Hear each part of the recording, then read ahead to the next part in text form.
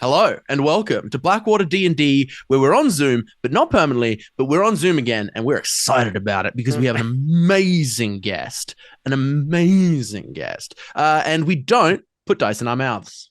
We I've learned. don't. That's I've the learned. commitment for this whole Allegedly. campaign. D4 I've learned. is sharp. The It's D4 is Legitimately sharp. It is a little sharp. It is a little sharp. So yeah, you may be like, wait a minute, as Adam was saying, why are they on Zoom again? Well, we're going to be joined for this episode and two other ones by two wonderful people, Cody, whom you all know and love, joining our main campaign here for a couple of episodes, and for the first time on screen with us, Christian. Welcome. We're so happy to have you.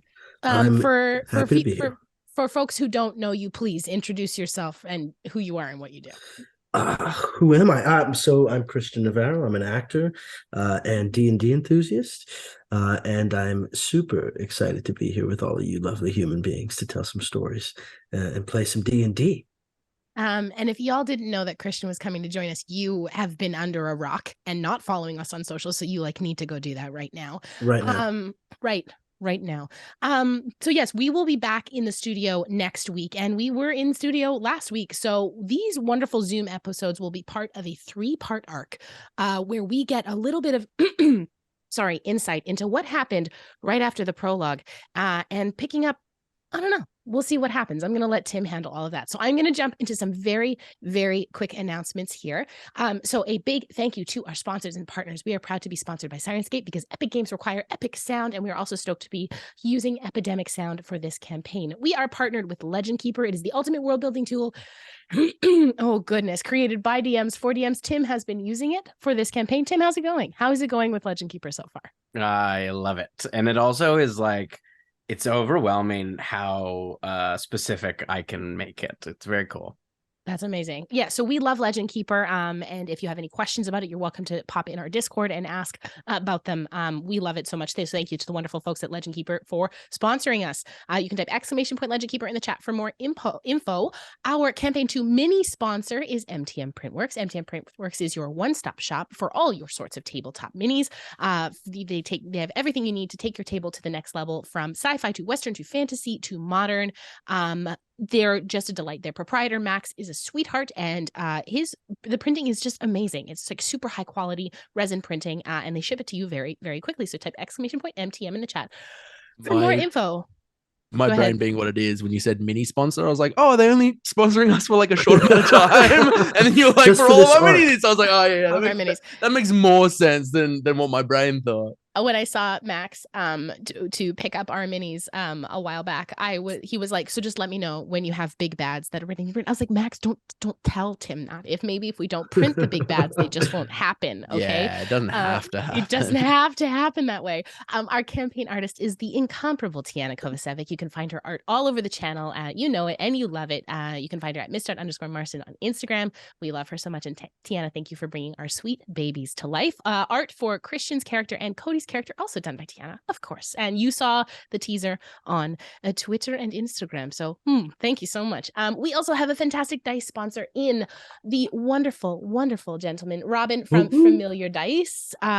We are proud to be sponsored by him, a local artisan dice maker who makes some of the most beautiful and best rolling, can confirm, math rocks we've ever seen. So you can type !dice in the chat and follow them across all the socials. We have a Discord and a YouTube. And if you're here for the first time because you came here probably to come see Christian, welcome. You're part of the Gravelverse now. We love you already. Too late. So you should come join our Discord. Follow us on YouTube. Follow our wonderful friends Questline on YouTube as well, and I'll talk about them in just a sec, where this wonderful campaign is hosted. You can find them at Questline AFL. They are our partners for our studio experience, and we love them dearly. You can find them here on Twitch at Questline D&D and type !Questline in the chat for all the info. I'm almost done. I promise. A big thank you to subscribing to us. You can also sub with your Amazon Prime. You get 1 free Twitch sub every month. Don't forget to re-up those Prime subs because they don't roll over. If you would like to donate above and beyond, you can gift a sub to a friend because boy, howdy, that's so kind of you. You can also donate to us by typing !donate in the chat. We're also very grateful to have you here, especially if you're a wonderful new person. Come in, drop a follow for us. Yanis, what happened to your eyebrow? That's why I've been giggling this whole time. I've been giggling the whole time. It's really hard to keep it together. I didn't notice because Are you my coming for my brand, announcements- dude? Coming for my brand? Nothing, My nothing happened to my announcements is eyebrows. right over where Yanis is, and I did not notice. I am going to have to I feel have- attacked. Such thick eyebrows. I am going to have to cover this so that I can continue going. While we are here at the table, we're going to focus on the D&D tonight, so we will not be able to shout out raids that are coming in, but our wonderful mods and the folks helming our chat will. So take a second to the streamers and channels who allow us to host their communities. I don't even know what's happening right now, and that's probably for the best. For those of you who are here from campaign 1 and support us through our interim campaign, thank you so much. You are fantastic. Our community is richer with you in it. Please make everybody here feel welcome in the Graviverse. Yeah, okay, so here we go. Last thing. I'm in a fun little podcast called The Department of Variance of Somewhere, Ohio. They release new episodes every Wednesday. So if you haven't heard it yet, or you haven't been following, I've been retweeting it all over Twitter. So you should go take a listen to it. It really helps small, independent indie podcasts like ours. And I will be in season 2. So if you would like more of this, you should take a listen to it. Okay, that's it. I'm done. We're ready to play some D&D. I have to address that this filter is so good that when you did the sunglasses, but the goatee remained, I genuinely started questioning whether or not that goatee had always been there. And if I was crazy, I literally gaslit myself. I was like, am I crazy? Like, am I crazy? Worse. The sunglasses were like Pete Davidson. You I'm had just a Pete trying to- Davidson vibe with the sunglasses. I'm just trying to enjoy the little perks of Zoom while I still have them. Wow, we Yeah. still Is- have them. Well, we Right. can. That's My I did eyebrows enjoy- will disappear I did- in studio again. I did used to enjoy your Zoom bits where you tried to race me in eating dessert faster than I could. That was a good bit. He can still do that Oh, in yeah. studio. That's still very possible. It's just far more disruptive. Far more Yeah, I mean, Possibly I- more entertaining? I almost Also more joined entertaining. Adam in the diabetes club and after the Toblerone, and Yes, that you was ate sort a of full Did eat like a Toblerone. 5-pound Toblerone. Yeah, it that was one of the big ones, and I had I felt very ill for numerous days. I after. feel ill listening to you. Okay. Talk about that. Okay, so you're here to watch us play Ugh. D&D tonight. So whether you are new with us tonight or you have been with us for ages, thank you so much for your support. It is through community that we can make amazing things happen. We love you immensely, and thank you so much for hanging out with us at our table. We hope you feel super welcome here. So Cody, roll that little, tiny, awesome clip. Roll the clip, roll the clip, roll the clip.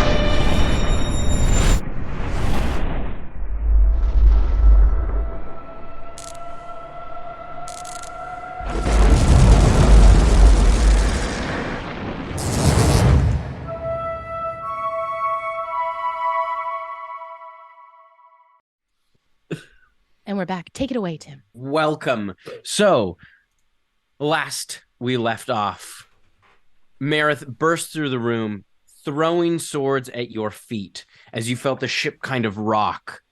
As you all raced up to the top deck of the ship, you see these large kind of cephalopod-like arms reaching over the edge of the ship, kind of pulling it back, and you can see the like purplish skin underneath is covered with this thick green algae appearing all throughout this octopus-like creature. I need Thistle, Rosie, Shy, and Esper to roll initiative for me, please. Oh, buddy, here we go. Spicy roll. Exciting.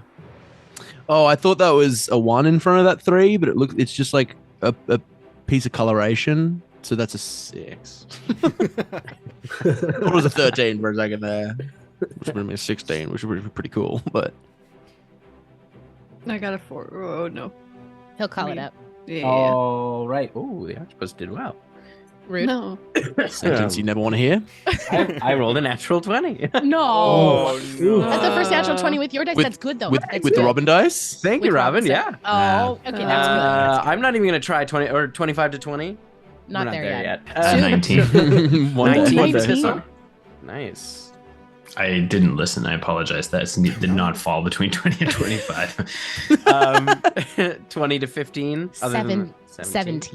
16.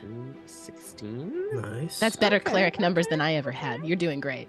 Rosie, I 16. rolled a And 16. I have a Esper? 0. Initiative. Esper, what was yours? 6. Six. But I rolled a It's a- natural 3, so It's a hearty 6. It's a, It's, it's a loving six. we're bringing up the rear, but in a strong way. Yeah. Like, All right. It's the octopus first. You watch as it reaches over. Darius is the closest. As you just kind of come up from the hold, you can see Darius is there with a large frying pan, kind of slamming down. It is just like slammed down on its tentacle. It's going to attack him. And oh shit, that's another natural 20. oh no, Are you serious? Robin, what have you done? He Robin, did. please take it back. Robin, too high. Too strong. That's Too much power. Darius is Kiki, not looking stop good. it. As you watch as this thing just slams Darius as he slides across the deck. He is looking very rough as he took 12 points of damage. Also, probably good to say we've leveled up to level 2. You are level Level 2. two. We're level 2. Level Level two. 2. Level 2. Powerful. Thistle, you are up. What do I want to do? I am going to.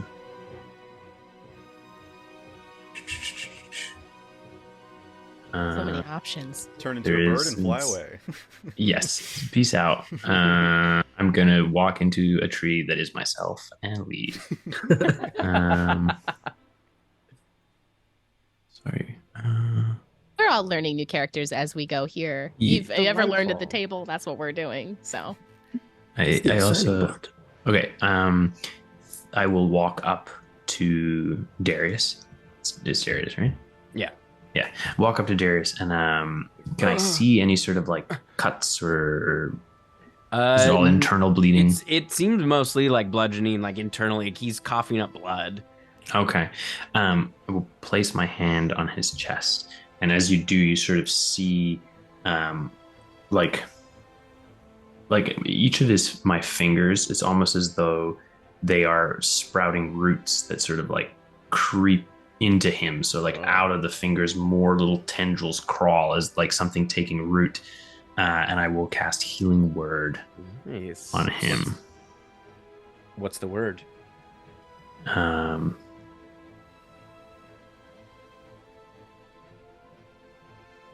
That's a. Bird. You know what it is? It's not a word in common. Yeah. It's the sound of wind passing through the trees. So as the wind kind of rushes over the boat, you can hear it kind of almost echoing through all of your the wood that makes up your body. Amazing. It's 1d4. And you heal him for 4. 8. 8 points. nice. As he like kind of wipes away the blood, he's like, "Oh, thank you." Oh, you're very welcome. Very welcome. Up, my boy. Up. You must fend him off with your frying pan. Yeah. Okay. It is now Shy's turn. So Shy comes bursting out off the top of the deck, did not pick up a sword, and just kind of almost takes a second to survey the scene. So we've got one octopus that's kind of like pulled up over the edge. So Shy kind of starts taking a couple steps in. You watch her kind of crack her nose a couple times to make sure, and then she just comes in. She takes a stick off of her back and she just fucking lays into it with a giant like this. It's like a short stick, like about half the size of a quarterstaff, and she just crack right in the side of the head. So I am going with one of her Eskrima sticks. So I am going to roll that. Oh, that's like a bunch. So that's going to be a 21 to hit. Nice. Absolutely, that hits. Okay. And so that is one. I would have used that two-handed, so that Yeah. is 1d8. Yeah, you can see this thing is fairly slow moving for like it's large and it's not terribly fast. That is going to be 10 points of damage to this Nice. octopus. And then for this campaign, I am going to be calling them focus points rather than key points. Because to me in my brain, key would symbolize training. And Shy has none of that. So this is focus. And I know Fun. grit is more of a gunslinger thing. So this is going to be a focus. So I am going to spend a focus point, and I am going to come in with the stick is immediately wreath sheathed on my back, and I am just going to run it and just hit it right in between the eyes with my fist. Cool. Such a neppy thing to do. Punching So someone? nappy. So nappy. So Like, I come think on. Nebby tried to punch someone once, and I whiffed Healed it them? so hard. I did. That is going to be a what's that? +5. That's a 16. to hit. Nice. Yes, that does hit. Okay, and so my punches these days are 1d4. And for those of you who know monks, do I get 2 hits with a flurry of blows? If you spend a key point for the flurry of blows, yes. Oh, sure did. So that is going to be 4 points of damage for the first hit. Nice. And then I will roll to hit again. And as the one kind of like jellies into the octopus, I'm going to kind of come around and just whip my leg against the octopus as well. And as you watch Shy fight, it is very clear that this is an untrained person who is exceedingly scrappy. She does not fight clean. It is dirty fighting. Stomps on one of the. Absolutely. Stomping on a tentacle is how we get going with this. Okay, that is going to be a 19 to hit. Yeah, that hits. Let's Thank you. go. Monk shit, guys. Monk Pow, shit. pow, pow. Yeah. Yeah, absolutely. Oh, and that is going to be 4 plus 3 is going to be 7 points of damage to that Nice. one. And So I as am you- going to stay engaged with Sounds this. good. As you octopus. stomp down on it, you watch as its like huge beak kind of opens up, and you see this like all of this algae kind of spill out as it kind of rears back, and more algae kind of spills out onto the deck. All right, it is Rosie's turn. I am gonna need a wisdom saving throw from the These things are octopus. very wise. They're That octopus. is a Sages of the 6. sea. Okay, so that's -2 to its wisdom. then I'm gonna cast Toll the Dead. Nice, and it is damage. So So 1d12. Very nice. It's the best cleric cantrip. I It's, love it. I so much. honestly would go so far as to say it's one of the best cantrips, just like across the board. yeah. So that's 10 points of damage. Nice. As you like watch the kind of light radiate off of you and kind of like envelop this thing, and like you watch it kind of vibrate in pain. All right, it is the captain is still holding onto the wheel. He's gonna try to kind of even the boat out. And he does. You watch as he like pulls against the wheel of the ship as it like starts to turn and right itself, so it's not so slanted. It is now Esper's turn. So Esper, bottom of the initiative, is very just like slowly walking up the stairs. As he gets to the top, a knife almost looks like it apparates into his hand. And he looks at the thing. He goes, "Might need a little help with this one." And his eyes close a little bit, and that white blue light that kind of like lingers on his fingertips spreads up his blade, and then you see like frosty handprints on the octopus as it like kind of climbs up next to it as I cast Hex, and then I'm gonna throw a knife at the octopus. Nice. There's save for Hex. Nope, it just happens. It's like Hunter Mark. Oh, right. All right. these new descriptions of the way we do things, mwah, it Yeah, makes that's me pretty- so that's pretty happy. I have goose pimples. 23 to hit. Absolutely, that hits. D4 and 2d6 for sneak attack. Nice. Let's maximize those d6, baby. That's gonna be a you and me special all the Yeah, time. yeah, It's so good. absolutely. Okay.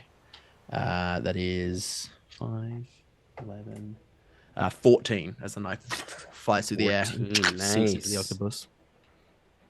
as you watch it kind of freezes and the tentacle, like the wound kind of splits open and more of this algae kind of spills out. All right. Marith is going to take a shot from Crow's Nest. No, that's not going to hit. That was very bad. That was only an 8. So you hear this like gun crack from up above, and you see Marith in the crow's nest kind of shooting down at this thing. But with the ship kind of turning at the same time, you watch as her gunshot goes wide and lands into the water. Tim, simply because I'm a giant fucking nerd, and this is for M, not for Shy, because Shy has never seen a gun before. What do the guns look like now? Are they like so much different from C1? It looks similar to it looks Caraxian made. However, it doesn't appear to have any I mean, you can't see, like, you don't have a good look at it. You don't really know a ton about the Caraxians, but for M, it looks Caraxian made.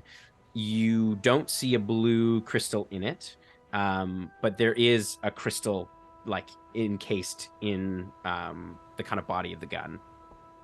Yeah, it looks to be like a clear crystal. Also, point of order, the octopus creature has disadvantage. I'm going to say strength checks. Great.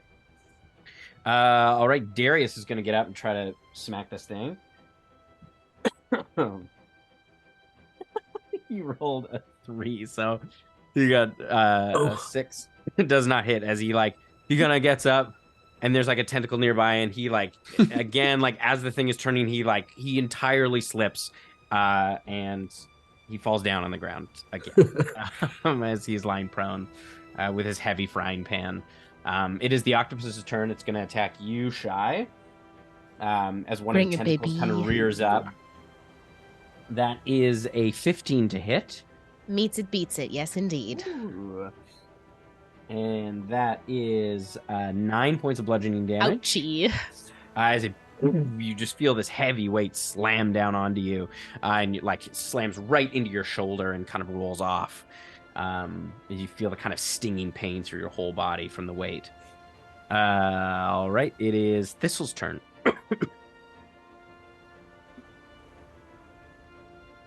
Okay, lay of the land here for me. The octopus is up front. Shy is right sort of in its grill. Right up in it. Is there any way for me? Also close by. Is there any way for me to get between everyone and the octopus, or is Shy not fully? With kind of how much space it's taking up, because it's large and she's kind of right up by its face. Mm-hmm. The tentacles, they have quite a bit of reach, so you're not sure that you could kind of interpose. Like, it could probably hit around you if it wanted to. Basically what I'll do is I'll walk up so that there's no one between me and the octopus. So Right. sort of like adjacent slightly. Mhm. And I will let's just see what it is here.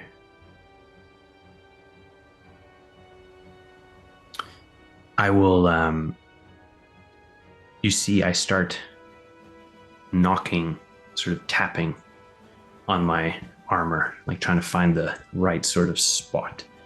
And as I go further down, it starts to get sort of like a hollow, almost like a drum, as I find sort of the resonant point of this wooden armor. And I say, oh yes, there it is. And I hit, and this time when I hit, it is loud. It is incredibly loud as I cast Thunder Wave out in front of me. Nice. Sick. What is this, a strength save? A Constitution saving Con throw. save. 14 is what we're looking for. That's a 13. That is a failure. So that will be 2d8 Roll it up. under damage, as well as is pushed 10 feet away from me.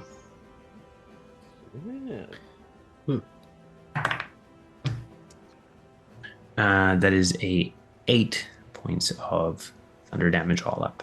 How do you want to blow this thing away? Ooh. Nice. First kill of the campaign. I mean, Is it? Am I Maybe. killing it or am I just knocking it off? Time. It's Time confusing. is You are Time is a killing flat it ship. and knocking it off. Both. Okay. The kind of explosive force. I think I would. It would sort of be like the portion right in front of him would sort of get that sort of like if you ever see like when earthquakes hit and dirt becomes liquid like that for a second, it was sort of like he would the octopus would almost sort of look like he's liquefying slightly and then just sort of slop off the side of the boat, Yeah. like As you cleave just- like a as it- path through him. It just like it resonates off. This kind of echoing sound rips across the water. You can see the kind of sound waves push out as it rips through. You see part of the railing on the deck kind of goes with it as this whole thing just kind of like splits apart, and you can see the algae just gets spread across and just floats as this viscera kind of slumps off the side of the ship. And we are Well out of done, initiative. Thistle. That was very good. You see the Well done, captain everyone. comes down. You're gonna have to fix this, and he's pointing to the railing. We didn't Oh. sail the ship into an octopus. You did. I didn't sail it into the octopus. It came up on my ship, and Well, your friend there sounds just like blew that a you were hole in it. sailing, and well, is there an octopus on your ship anymore? Y'all got carpenter's tools or something? I Of can course. make do. Yeah. And it's if you're fine. not careful, you're not going to be on the ship anymore. Like the octopus that we took care of. Yeah. Hmm. It's just interesting. I just want, I like wordplay, you know? And you Um, watch as he turns and he kind of snaps his fingers. Darius! And Darius, you see, runs down and brings up some carpenter's tools and planks of wood and starts kind of laying out the fix on the railing. Can I not cast mending on this? Oh, You can. We'll cast it. Thank you. Yeah, I'll do dual cast mending on this. Yeah, you have to dual cast mending. Twin cast mending. You watch as the captain is like, you can stay. As the octopus sinks into the water, you would see like a little, like the same color as the tips of his fingers kind of rise off and fly into Esper very briefly. Hard to catch with the light of the day. well, it's good to know that as like Shy watches the stuff start to mend right in front of her, and I'm like hammer in hand, ready to go as Rosie is starting to fix it. It's good to know that y'all can handle yourself. That's real good. On the boat, I don't know how y'all do in the water, but it's good to know that y'all are competent. Tim, the boat is still, right? It is moving. Like Okay, the sails are up, so it is moving, but like he's kind of getting it back on track at the moment. It's Okay. not moving terribly. I'm not quickly. going in the water after my knife then. I'll chalk that up as a loss. One of your many knives. They're all very important You though. did say that you had a whole Actually, band of Yeah, roll but they're all me- important. Roll me a d20. Absolutely. Ooh. Hey, another 3. Okay, you have 3 knives. Oh no! A Some of them quarter of my fell out. knives are gone. Some of them are downstairs. Like you had started, Yeah. you had started to clean I some of them. was cleaning them. Yeah. So roll me another d20 if you would. Big money, big money. Can I give guidance on this, Tim? I wish. Add knives. It's a 16, so I have fucking. I had 20. I Most of your started with 20 knives. knives. Yeah, most of your knives are downstairs. Downstairs, excellent. Yeah. But yeah, I So do like yeah. the idea that I had One exactly knife. 20 knives on me. What But I would, just make, look out at the water. what would Yeah. make sense for Rosie's armor? Because she's proficient in heavy, light, and medium, but I haven't. what? Have you gotten any armor? Did you have armor on when you left? Would I have had armor if I was like? don't Because know I words are escaping me. I did my thingy. So would I have had, my the I don't know that you would have had any armor other than maybe some leather armor. okay. But I don't know if leather armor would be better than. Yeah, with your stats, I'm not sure if it would make much of a difference. You have negative to your dexterity? No. No, I don't think so. I think it's just I 0. have Leather a armor's gonna be- 0.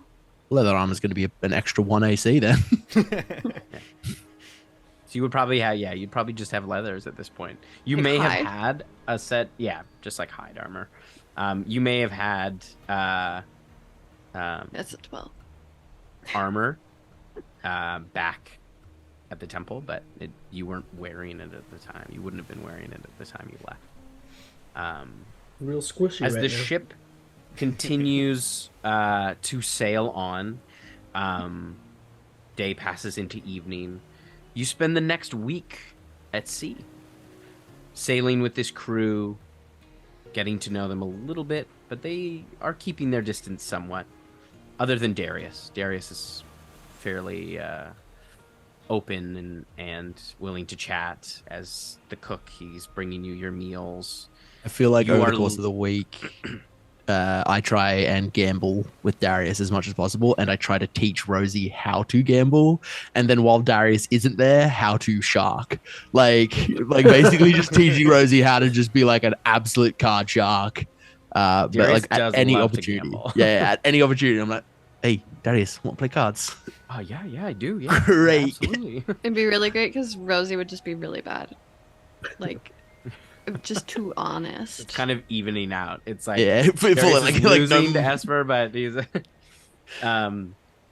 So you get to know Darius a little bit more, and you find out that he is a sea dwarf he's one of the Hilvadoon, and he's been at sea for most of his life. He was born on a floating city and has spent his life at sea. And you find make a make a persuasion check, either one of you, Rosie or Esper, or both if you like. I'm an expert at that, so I will. I can guidance you. I was hoping you would. I just get to do that as many times as I want, just whenever. Cantrip. Just Whenever. Wild. So my cantrip says caliber like light. we did one less than max on both die. So natural 19 plus 3, 22 plus 7, 29. Nice. So one evening, kind of late in that first week, probably on the 6th day, you're sitting and you're gambling with Darius and chatting, and he opens up to you about how he got involved with the captain and on the ship as the cook. I had accumulated quite a bit of a gambling debt, and the captain took me in, and he wiped away my debt. Wow. Oh. I will say that doesn't surprise me very much because I love you, Darius, but you're really bad at cards. Yeah. You got this thing. You got this thing with your face where it tells me exactly what your cards are Yeah. constantly. Yeah, I'm not good at hiding how I feel most of the time. So, I can help you with that. what? I can help you be a better gambler. Oh, Yeah. I just Pro- don't crazy. like to lie. Yeah, me Oh. neither. You should maybe play Yeah. dice then. Less cards, Yeah. like knuckle bones or something. Yeah. It's a good idea. Maybe just stay away What? from cards. Yeah. Yeah, the captain doesn't let me gamble with him or Merith. That makes sense. But, yeah. Anyways, I've been working for him ever since the last 3 years. And he's been good to me, so I've stayed. What And else? I also, there's like a good chance that I might get killed in a port if I go Oh. alone. So Nah, listen, I know that feeling. Absolutely. Well, thank you for opening up. I love to get to know people. Now we're better friends for it, yeah? yeah, Great. Yeah. Yeah. I'm Tell you gonna what, if go we're get ever us- in that port where you might end up getting stabbed, I got your back. there's a few. If you're ever in any of the ports that you might get stabbed in the back, I got your back. That's good to know. Yeah. Nice. I'm gonna go get us a snack. And he I heads look at out Rosie. to the galley.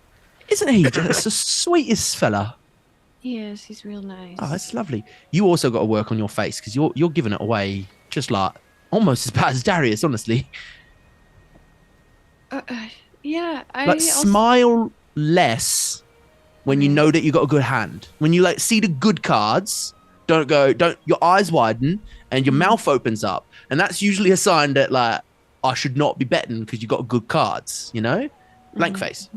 Okay, blank face. You know, like that, exactly like that. Blank face. Blank face. Good job. High five.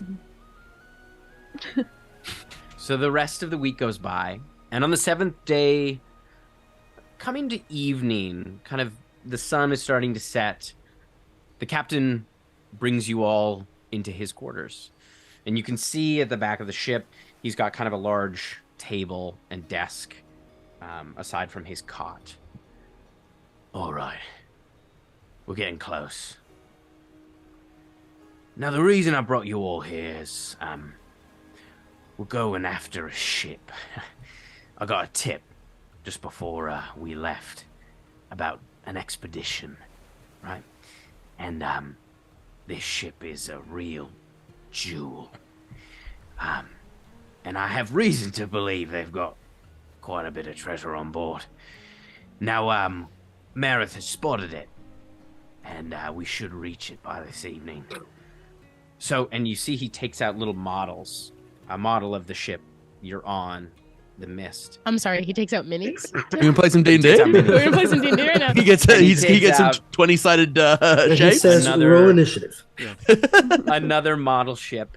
Painted these And you ones, can guys, see don't he grabs a handful of sand. He's got like a jar of sand. He pours like a little bit of sand on this table, and he kind of forms it into a little circle. And you can see he's got two smaller, almost like rowboats as well, that he lays next to the model of the Mist. So right here, right, this is the Drake. It's a very fast, light ship, and I want it. Now I have reason to believe the expedition party is on that island, because Mareth saw that the landing boats aren't attached to the sides. So now's our chance. We're going to get there in about 2 hours at nightfall. Now we're going to send 2 ships, both landing ships of ours. We're going to board the Drake. We need you to go ashore to make sure that the landing party doesn't spot us.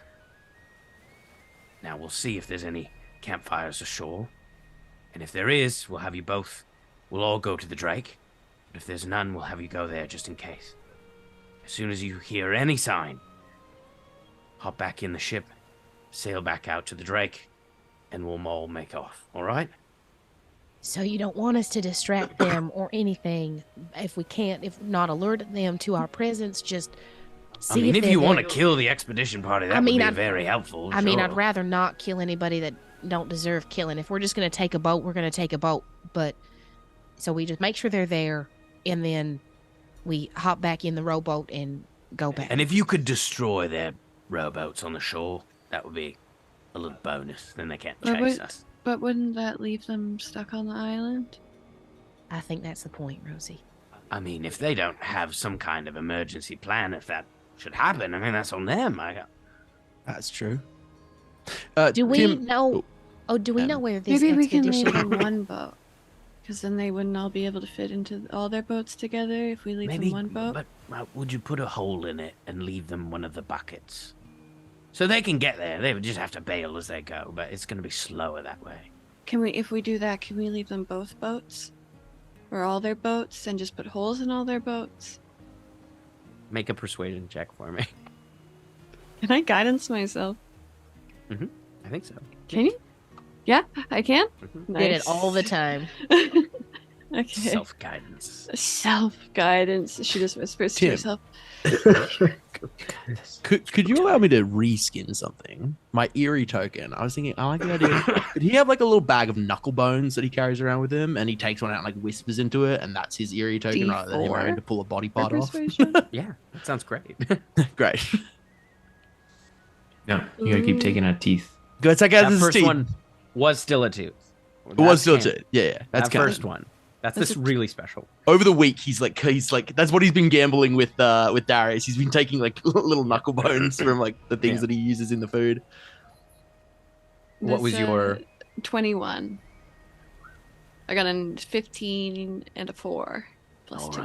right, all right. Just put little holes in their ship, in their boats. One hole in each Okay, boat. all right. Yeah. In each boat, and you can take a couple of extra buckets in your boat. All right. Okay. I just Esper, Shy. Esper's my name. New campaign. Shy, you were saying something about the expedition. Yeah. I'm like, it might even need to be the case that y'all don't even need to go ashore. We can get in close, but I am a Shy gestures to herself. I'm a very proficient swimmer, and I'd guarantee I'm the quietest out of all of y'all. Right. So It's just I'm stealing this from the Dathian Empire, right? I'm sorry, you're And- doing what?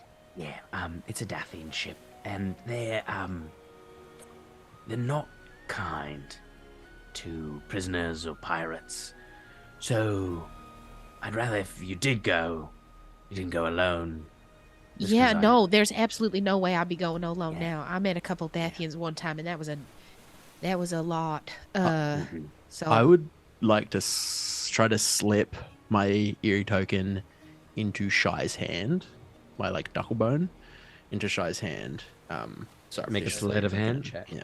would you need me to make what's? Because I don't know this is Can happening. No, I you wouldn't know. guidance something if I don't know what's happening? Yeah, I don't think think so. so. But I rolled very well. I got How a is dirty my 20. guidance Feeling. I just have it's a vibes. That's I'm a picking up a flirty- vibe. I'm just gonna sort of blind guidance. I'm just flirty gonna 20. Tim, if A I flirty don't 20? say so, I am casting guidance on everyone every You have 10 to say it. seconds. No, you have to say it. Yeah, every 10 seconds I'm just going, I believe in you. Guidance. and everyone just gets Guidance. guidance and it's random if it happens. So as an action, I can send a telepathic. I thought I had to speak into it like message, but it's telepathic.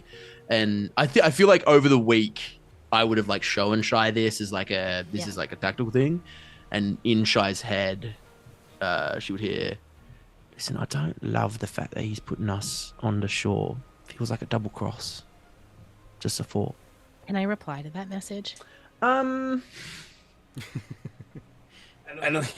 As an action, you can send a telepathic message to a creature holding or carrying the token, as long as you're within 10 miles. You would just see It doesn't say Shy that you can reply, put so both of her hands behind her back, and it's. I don't know what Shy would have told you. I don't think Shy would have said anything about where she's been at this point. You just see. Do you speak Thieves' Cant? Yeah, you would see a hand signal in Thieves' Cant being like, "I got you. I'm on it." Right, I feel like this plan sounds pretty good, though. Go Yeah, out onto the I shore, mean- a little bit of raucous. You'll steal the jewel. Surely they'll have guards. Though, right? Sheaf is gonna go with you too. Oh, all right. Right, Yeah. of course, that's great. Okay. And then we got the plan. We're good. Yeah. All right. That sounds okay. Captain, I don't want to question your judgment or guidance, and I know you want the Drake real bad. I understand. Do you want all of Dathia after you? I don't plan on going to Dathia anytime soon, so I think Right. it's gonna be fine. It's that I'm just gonna steer clear, so Yeah. it's Okay. fine. And it's like I said, it's a very fast ship, so I don't think they're gonna be able to catch me. Oh, so you're like stealing the ship. So I did kind of zone Oh, out. I'm a gonna little take bit. both. Yeah, no, Darius is gonna stay on our ship, Right. and then we're gonna get them together, so they're not Why- gonna be able to catch us. Sorry, Captain. I just have Because a I'm gonna que- sell my ship.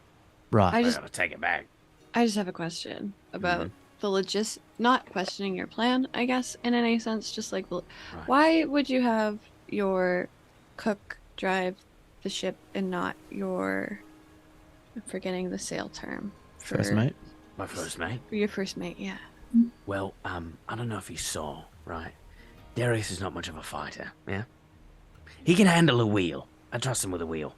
Sheaf is one of my better fighters, so I'd rather that she go with you. Merith is probably my best fighter, so she's gonna go with me. Right, because Meredith is the first mate. Sheaf is the No, Sheaf is the first mate. Sheaf is the first Meredith mate. has the long gun. Meredith has the long gun. I see. Okay, Right. well, yeah, we got it. Thank you, Captain. Great. Yeah, I can do that. Are there any other questions? No, I'm sir. just kidding. I When's don't- your birthday? It's a great Are you question. like are you a summer It- or you a know, winter? it's sometime in Corshallen. maybe? Okay. Oh, What about like yeah. what was the moon like when you were born? Thick. I think I remember it being described. That's how You my mom remember it? always said You it. remember a That's- thick moon? You were remember the born moon? under a thick moon. Oh, I like that. That's Sunken nice. That's crab, auspicious, you were that is. Born under I a really- thick moon. that's good. I like That's good. that. I've I heard like that. being born under a thick moon is actually quite good. Yeah, good Yeah, it's omen. better than being born under a thin moon. I Yeah, no one wants to be born under a No. thin moon. I mean, Yeah. he kind of like grabs his belly. I mean, I wouldn't mind. Well, Just kidding. I love my body. That's good that you love your body. That's Me really too. important. that's Yeah. really that's great. Body positivity. We've got our orders, Captain. I appreciate your trust in us and One quick question. So the Drake is a boat. Mhm. Oh, okay. That makes a lot of sense. No further questions. Did you think it was a dragon? He's sort of like, I didn't know what it was, to be honest. I thought it was like a dragon. That would be pretty ballsy to steal a dragon. this is a lot of our group's first time on the water. So That thank is you true, for yeah. your seems like it, yeah. especially Yeah. that- Well, I've yeah. been on the water. I grew up by a river. My dad's a Oh, okay. fisher. Right. But Thistle here, green as a tree. It's good. Oh, Yes. Yeah, so you see Great. what that is funny though, Thistle, because green is a human expression or a common expression for like being new at something or like unexperienced. So you're unexperienced at being in the sea, but you're also a tree. I Yes, like it when trees you- are I green. like it when And you trees are explain green. You things. see, it's two layers. I like it when works you on multiple overly levels, explain you know? things. It's Just some really riveting conversation. You know, And we this- should go, This um, entertains you. Yes. Yeah, it's Yes. funny. We laugh. Are we laughing really, truly? Okay, come on, So, team. just be ready to go in an hour. Thank you. We will be. Hey, Thank yeah, you, Captain. Absolute. Yeah, appreciate it. And you all head out of the cabin, and you can see he start kind of sharpening his sword. And you can see a Sheaf is out on deck as you kind of walk out, and you can see they're kind of starting to lower down the landing boats. I as gotta well as go. Marith. I gotta go get my knife cloak with all my knives in it. Thistle, Shy, Rosie, it's quite heavy. Can you help me? Yeah. Carry your We got cloak? we got to get like supplies and stuff as well Oh. down below. Yeah, Can well, you you- want? We got to get some supplies, yeah, Rosie. I look at her and I go, I grab Rosie's arm, like I link arms with Rosie, and I go, "Come on, honey, let's go downstairs." And we follow Esper downstairs. Also, Tim, I gave myself a hand axe. Is that okay? I'm proficient Yeah, with it. absolutely. I just have a Yeah. little hand axe. you were literally Definitely have a going to hand the axe. forest to collect like That makes Yeah, sense. you just have, like, a little axe that they gave Absolute you. sense. Have a hand axe. It's her dad's Uh, axe. once we're I below, I'll love check. that. I'll check out the door, make sure no one followed us down to listen in. Make a perception check. With guidance. See, It's I love it's it. like it's like when my dad your guidance is so gave fun. me a jacket, and then I unzipped the top pocket of said jacket, and there was a knife in it. Oh, He didn't tell fun. me about the knife that he put in the jacket so for me, but he with hid a that- knife in there. With that natural 20, it's a 24. Oh gift. boy. It's a chart. Sorry, 24 total. 24. No, it just seems because it's a small crew. They seem like Marith and Sheaf are doing their thing, and you can hear Darius in the galley. For the sake of Zoom, I am going to speak at full volume, but I'm in character whispering. Right, so like, I think it's worthwhile considering they've been good to us, they've been great to us, but from what I've heard from the Dathians, they don't fuck about. No, they do. So it might be worthwhile kind of seeing where the coin falls one way or the other, you know? Well, If we Um, saved their prize ship, maybe they would be thankful. you want to fuck over the captain now? I don't know. I want to fuck over the person that fucks me over in the long run less, you know? I'm an opportunistic person. I mean, that's like- fair. Y'all ever worked in like hierarchical structures or anything? No. Okay. No. Not really, no. Do you count I've never camp worked. counseling? Because I feel like that has a whole Oh, structure. camp counseling for sure has a structure. There's like Okay. many No. layers. Absolutely. Okay, so when I used to work as part of a big organization, let's say. Like, And you work under people and you kind of, there are some times where you just have to put your head down and you just do the job. No matter what it is, you just do it because otherwise they're going to light your hide on fire. I get the sense with Captain Crab that if we fuck him over, he will hunt us down for it. I mean, And that's I'm fair. not gonna lie, he saved me. He did say that. Yeah. He you're could have not wrong. literally taken the three of you and pushed me back on the dock and said, "You fucking have her." Why don't we play it by ear? Because like, I think what I'm trying to say is, I would prefer the dagger in my back than the greatsword, you know? And I feel like Captain Crab is the dagger, and an Empire is the greatsword. Yeah, the Dathians aren't. They They don't just- fuck about. There was like where I lived for a while was I lived in Oloren, for a time. I peek out the And, door again. Seems still kind of finishing up, like untying both. And like sometimes the Dathians would there would be some real shady business that would be happening and nobody'd come back alive. So they're ruthless. I'm just So saying we just should be careful. play it safe. And Yeah. I think at the end of the day, listen, I love the captain. I love them all. My heart's full of love for all of them. But my heart can't be full of love if it's got a Dathian sword through it. So I think we got to kind of look out for us, you know.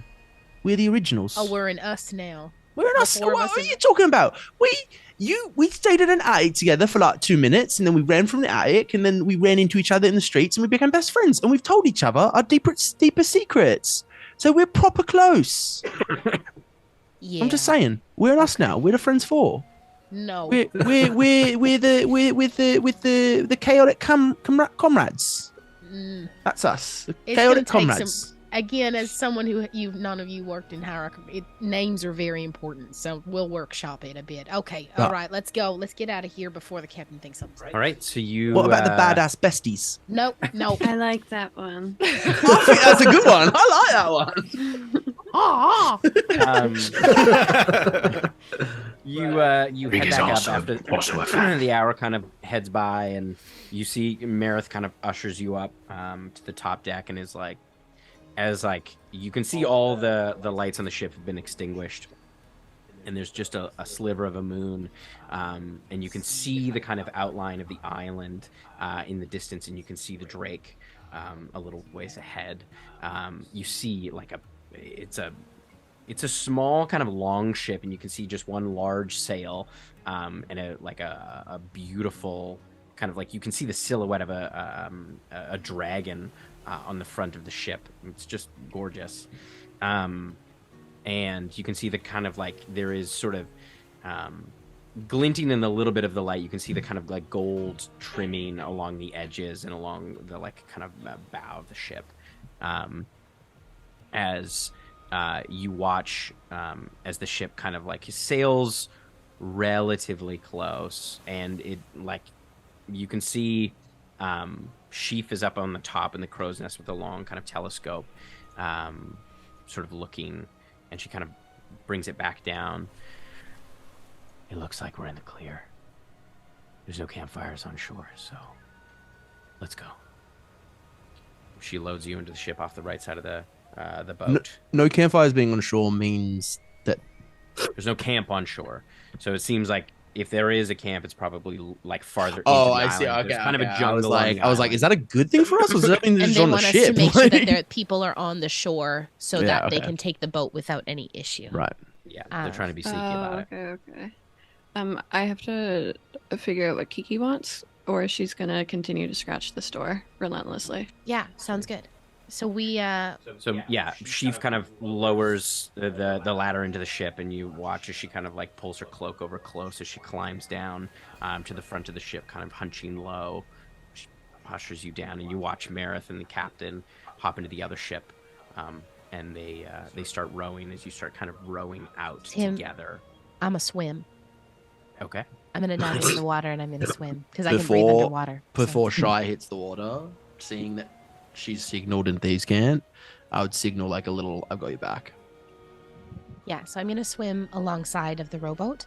I'll keep pace with it, probably about maybe 10, 15 feet ahead. I have my swimming speed is 40 feet around, so it's the equivalent to my walking speed.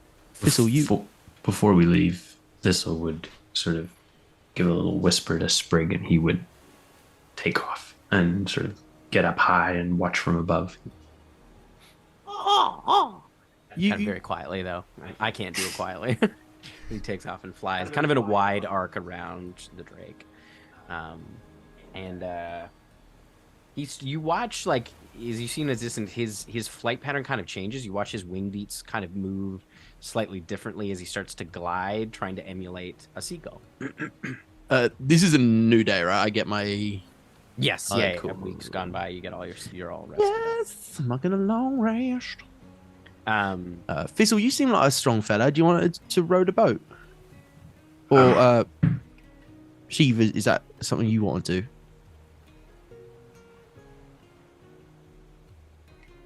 Shy is like going ahead. At this point. I can row the boat. Yes. Great.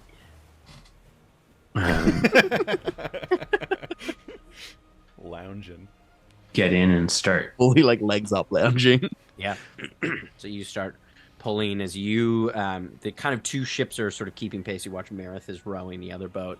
As you get closer, you kind of like you watch as they signal, and Sheaf kind of turns and like takes you on a little bit of a wider arc behind the ship, as like they start to kind of row up alongside it as quietly as they can around the back.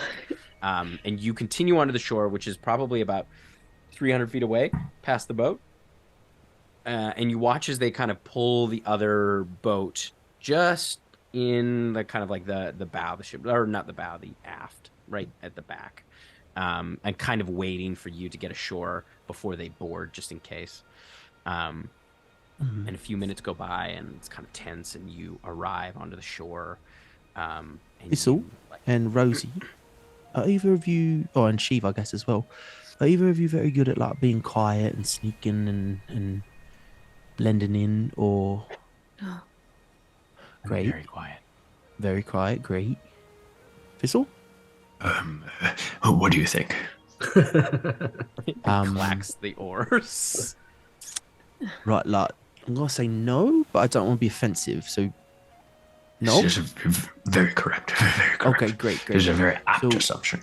I know Shah is pretty spry, and Sheev, you're pretty spry. I've been known to be a soft foot before in my life. So I should lead the way.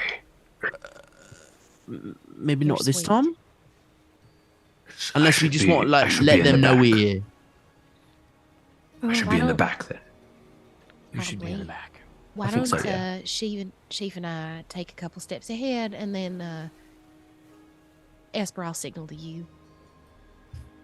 So as you Oh, just for flavor, rowing over when Thistle was rowing, Rosie would have started like quietly humming "Row, row your boat" until someone shushed her, just like absentmindedly. I would just like, immediately started shushing. I just put a hand on Rosie's shoulder and just squeeze it lightly and be like, So I can also check ahead, just make sure that there's no like strings or wires or anything like that, like traps and stuff. I'm pretty good at That's looking out good. for that sort of thing. Okay. Well, we'll let's take a peek. Let's head on up, Sheaf. So you pull up onto the shore, and you can see probably about 20 feet away the other two ships from the Drake on shore. As you see, Sheaf kind of points to you, Thistle, to like deal with those boats. And then she kind of points ahead towards, you can see there's probably about 20 feet, and then it's jungle. It's like, it's a small island, but it's a fairly dense jungle. Chief, I have a thought. Yeah. I worry that Thistle might make a bit of noise when he does the boat, but you're, like I said, very quiet. Why don't you pop the boat and we'll go on ahead? Sure. Great. Yeah, all right. She turns.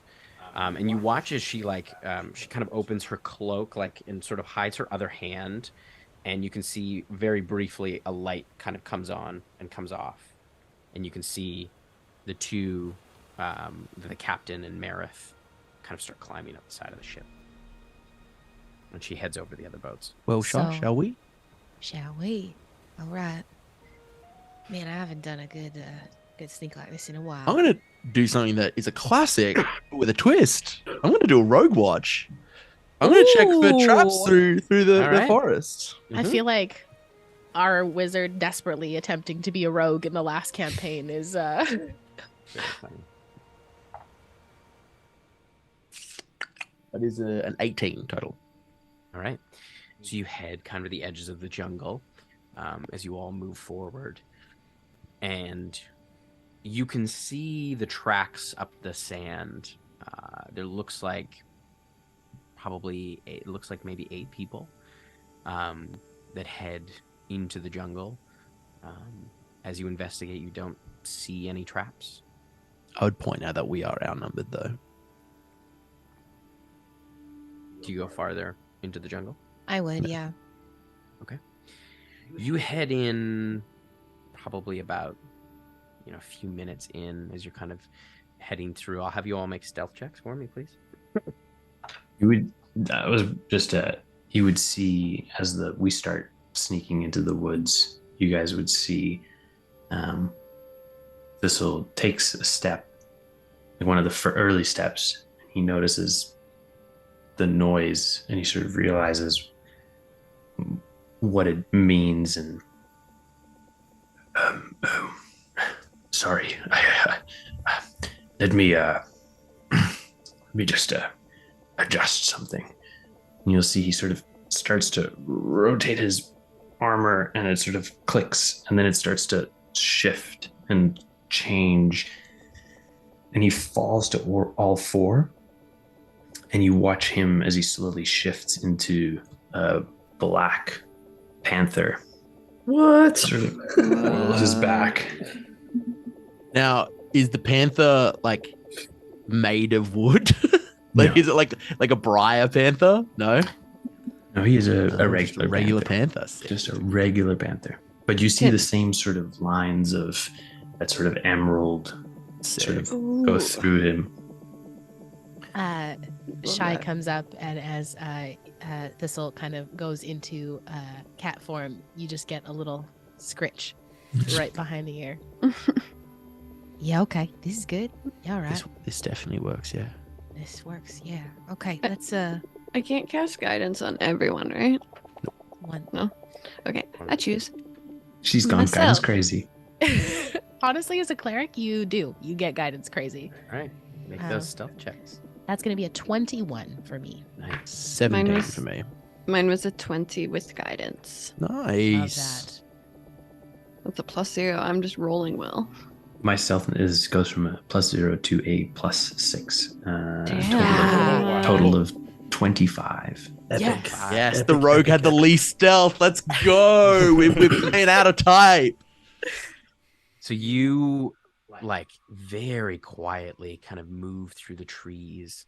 And after probably another 20 minutes or so, you hear screams, Ooh. many screams, a little ways ahead. What would you like to do? I'm going to pull out my my sticks. Here's my thinking. If this ship is the prize of the Dathian Empire, or the jewel, as he said, the people on that ship are probably pretty important. If we save them, maybe we're in good favor. Maybe. Well, let's go see what's happening and then take lay of the land. I agree. All right. All right. We sneak up. We go have a little peek, see what's My happening. knives come out. As you come out, you move about 40 feet, and you see there is a clearing. And you can see in the clearing there is a number of bodies. There's 4 bodies that are down, just torn apart, and you can see other folks fighting. I need everyone to roll initiative for me, please. Oh shit! Everyone rolling initiative. Everyone. Oh, That's buddy. better than a 3. Me as well. You Yes, as well. please. Tim, Oh, but I was buddy. having such a Okay. good time just watching you guys. I know. First When I get rolls. you in the I mix. want to be First here. rolls. Oh, this is a bad first roll.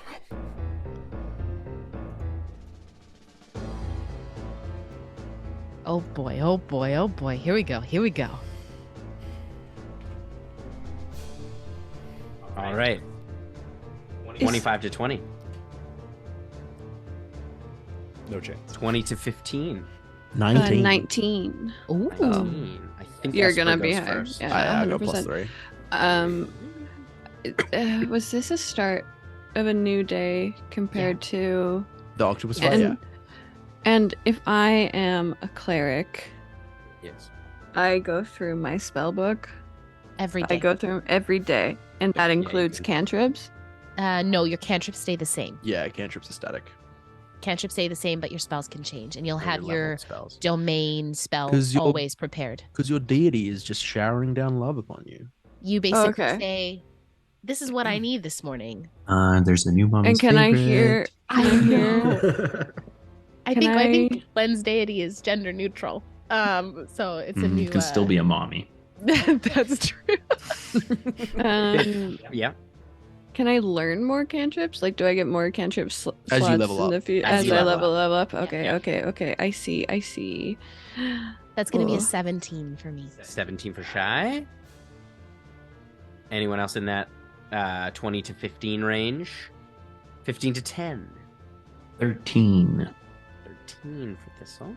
I like the dice telling a story that Christian and Cody are like at the bottom of the initiative just because they're like not with the group. It just And they're dice telling probably story. fighting already. The My D&D goodness. gods are 10 watching. to 5? 8. 6. For Wysper.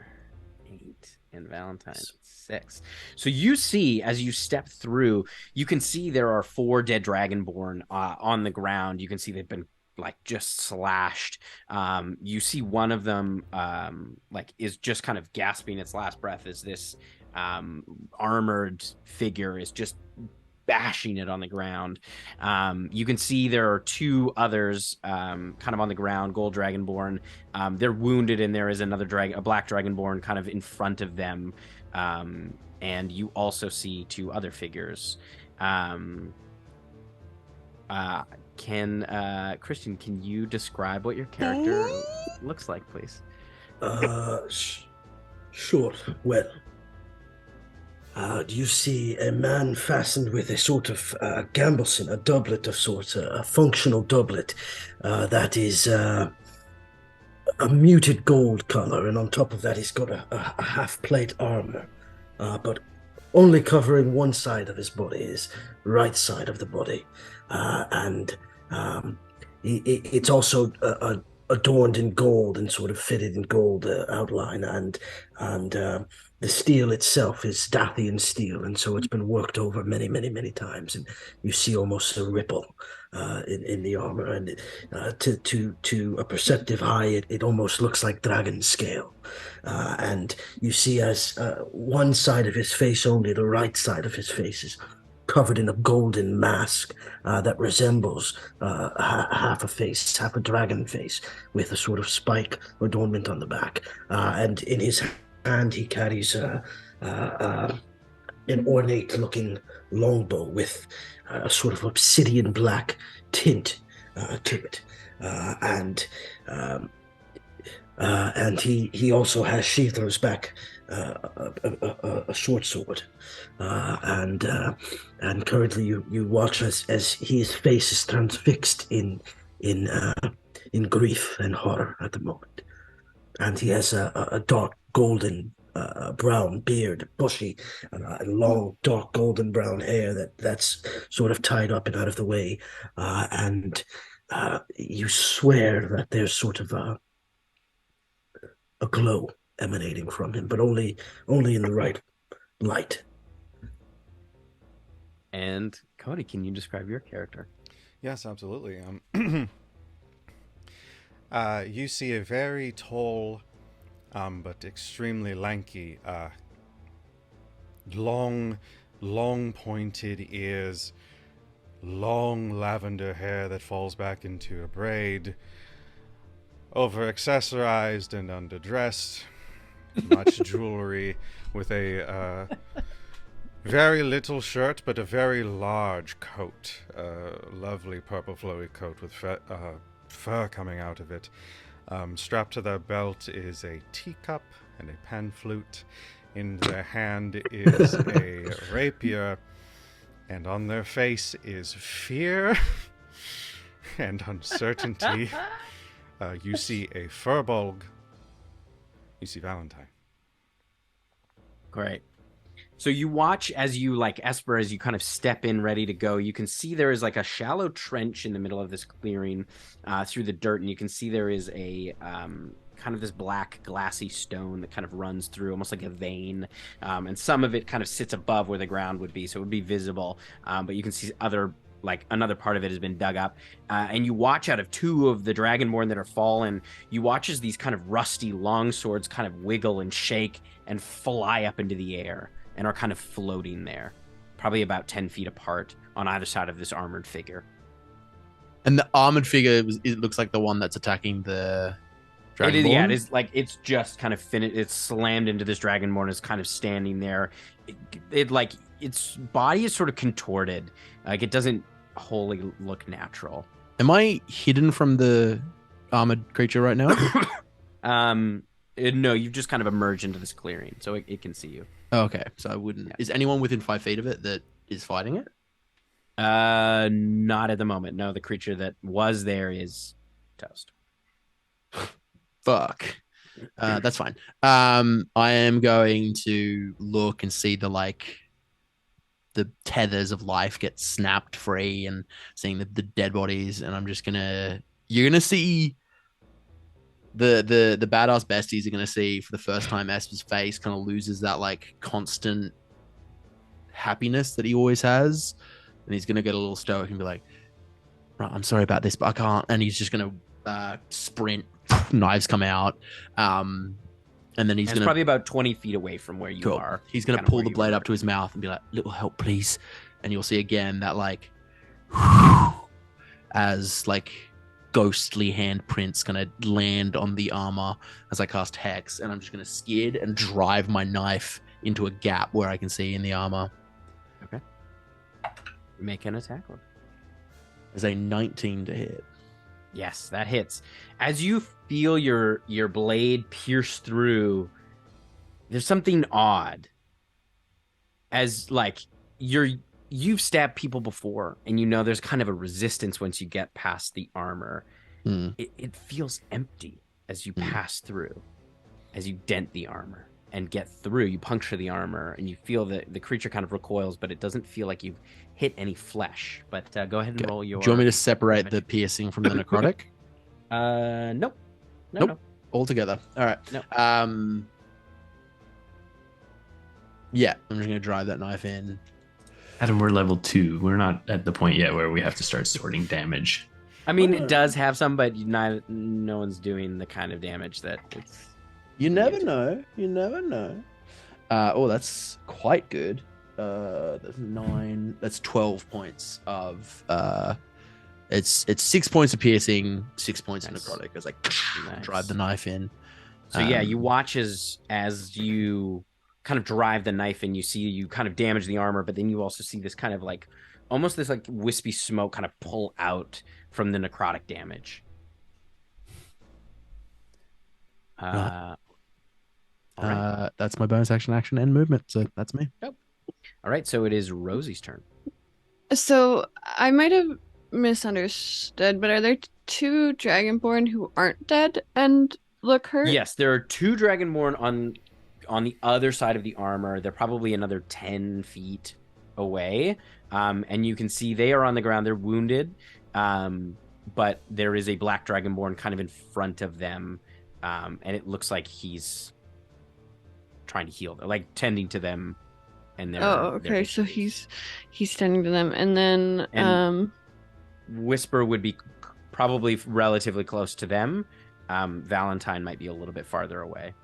But I'll let them decide kind of where they are. Are Wysper and Valentine fighting, or are they down also? No, they're up. It seems like they have weapons drawn. Okay. I think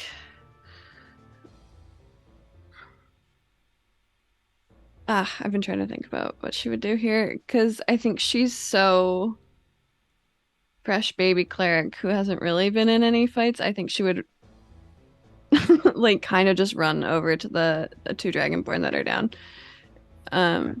If she can make it over there. They're conscious, but yeah, you can make it over there. As you do, you see the black dragonborn kind of turn and like immediately kind of fall into a defensive stance. You see he has like a war pick that he's holding. As it kind of she would just run up. I want to help. I'm a cleric. Make a persuasion check for me, please. And what languages do you speak? I speak Elvish and Celestial and Common. Okay. I will have you make this at disadvantage then. Can I guidance myself? Yep. Okay. Guidance is an action, though. Yeah. Is it an action? Is. Yeah. Fuck it. Can I unguidance? Can I not guidance myself? Knowing that it's an action. Unguidance is I don't believe in myself anymore. Yeah, you whisper to actually. yourself, you could do this, and then maybe you can't. No, I can't. Damn. No, you've. I'm in no, over you my can't. head. Oh no. Okay, I rolled a natural 20 and a 17. So it's Ooh, not bad. okay. Okay. So that is persuasion. That's a 19. Okay. You watch as like his eyes narrow and he like glances down at like these wounded two and he kind of lowers the war pick and he nods. I did the thing. I closed my D&D Beyond. Why am I like this? Every time I click on D&D Beyond, if you'd like to sponsor us, you just let me know, okay? Every time I click onto it, and then I'm done. Are you wanting to cast Healing Word or Cure Wounds? What are you looking at? I was just gonna look at my 2 spells. I did click on Callie first. I would like to cast Inflict Wounds. I'm joking. Please don't. I'm Oh god. Here to help. To finish him off. It's too late. You look You dangerous. started. Some Once played, babies. Ooh. No, I was looking at the wrong thing.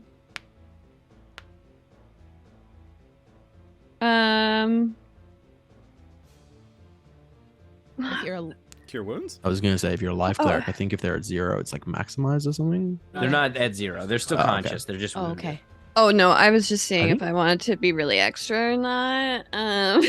But I'll just be. Learning new characters on the fly is hard, y'all. It's We're delightful. I will cast Cure Wounds on whichever one. I guess They I'm look going remarkably similar as you look at them. It's sort of like, whoa. It's like seeing double. Okay, I will cast Cure Wounds on one of them. She would kind of like, I guess, like before she went to cast it, go off of the Dragonborn that was in front of them, or in front of her. So it's a D8.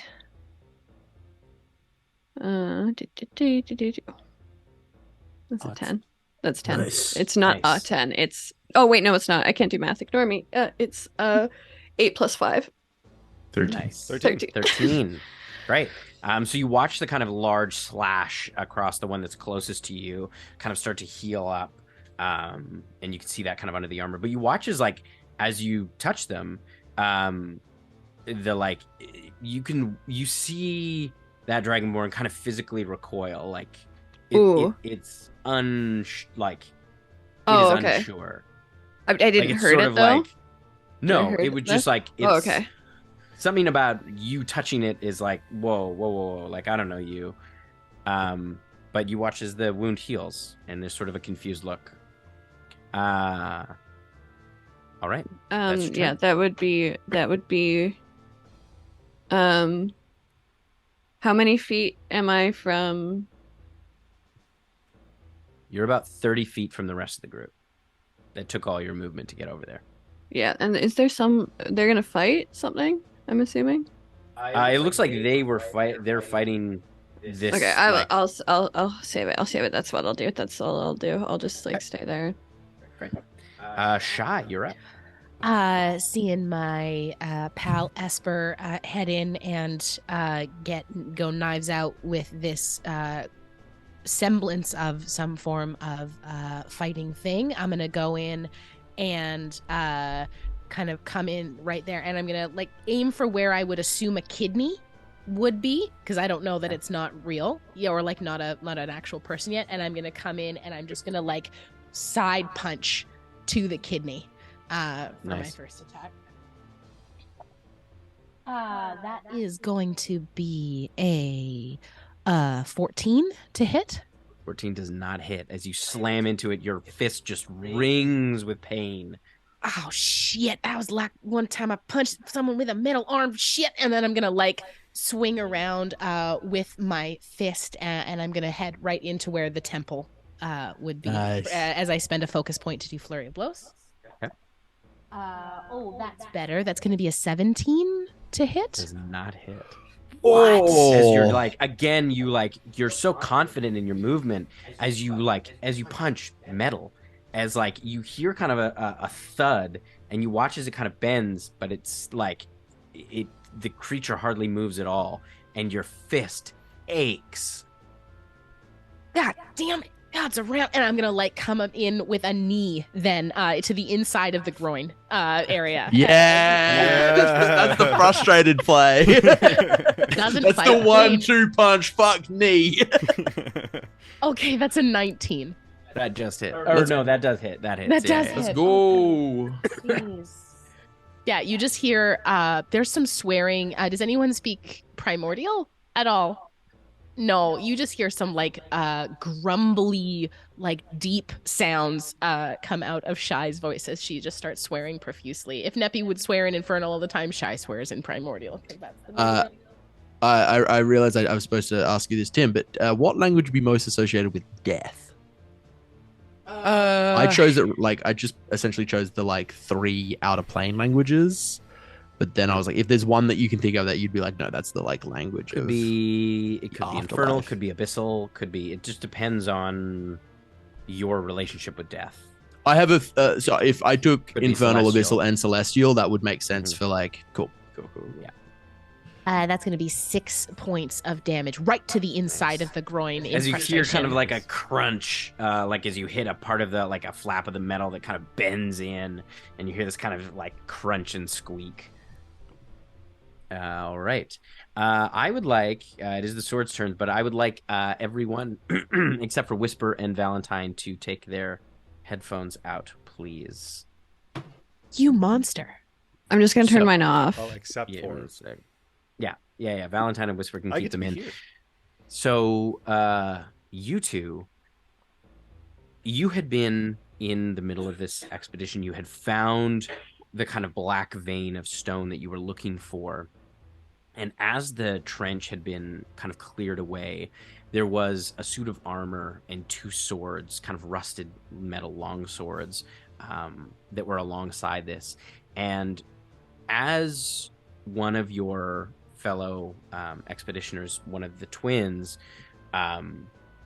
you watched as like it looked like they were trying to identify this armor, and that vein kind of glowed with sort of a dull red glow, and all of a sudden this armor and these swords came to life, and it was a total ambush. It caught you completely off guard, and they quickly dispatched 4 of the soldiers that were with you, and both the Arlex trying to kind of pull Phoenix back got sliced across before the captain kind of stepped forward and pulled them back.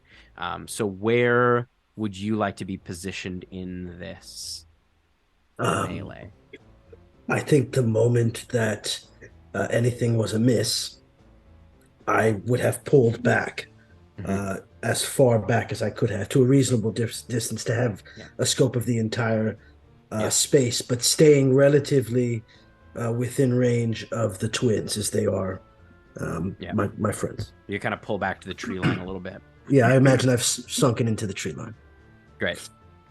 I think through this time, like spending time with the crew and everyone, I know that Wysper is quite effective, at least, or holds himself quite well in battle. You would think so. Probably like in stride with you, like quite close. Yeah, I wouldn't be in the front, but I'd be beside, I think. Yeah, so I would say you're kind of at the tree line, so you're about 20 feet back from the kind of where the armor and the two swords are. Great. Everyone can... The swords are going to go. One of them is going to attack you, Esper, because you're right there. It's going to kind of swing around towards you. And that is... that's only a 9 to hit. I kind of duck and weave under it. Out of the way as it kind of telegraphs this swing. The other one is going to fly at you, Rosie. As you watch as it kind of turns and like almost like dagger, like just like flying right towards you. Like what is it? It's a sword. It's a sword. It's a long sword. It's like a rusty long sword. You can see it looks cool. old and it's flying right towards you. That is a 20 to hit, not natural. Yeah, that hits me. Okay. Rusty Longsword is my new band name. Just barely. It's my next character. 7 points of slashing damage. 7. You watch as it kind of like flies in and pulls back and slices you across the chest. Okay. Ouch. That is the sword's turn. It is Thistle's turn. You are currently still a jaguar, I believe. Perfect. Jaguar. I'm Panther. The dude with the swords is, you said, 20 feet away? Yes. Perfect. One of the swords is now over by Rosie, so it's about 30 feet away. The other sword is now moved. The guy is. The guy is still 20 feet away. Yeah.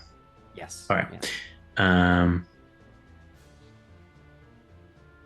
I will sort of hunch back and go, and you see him take off like a panther in full run. As he's running, you see Sprig come down from the heavens, and fly at him. And right as he's about to get at him, he sort of goes up right in front of him. And as soon as he clears his vision, Thistle's in the air, coming right at him.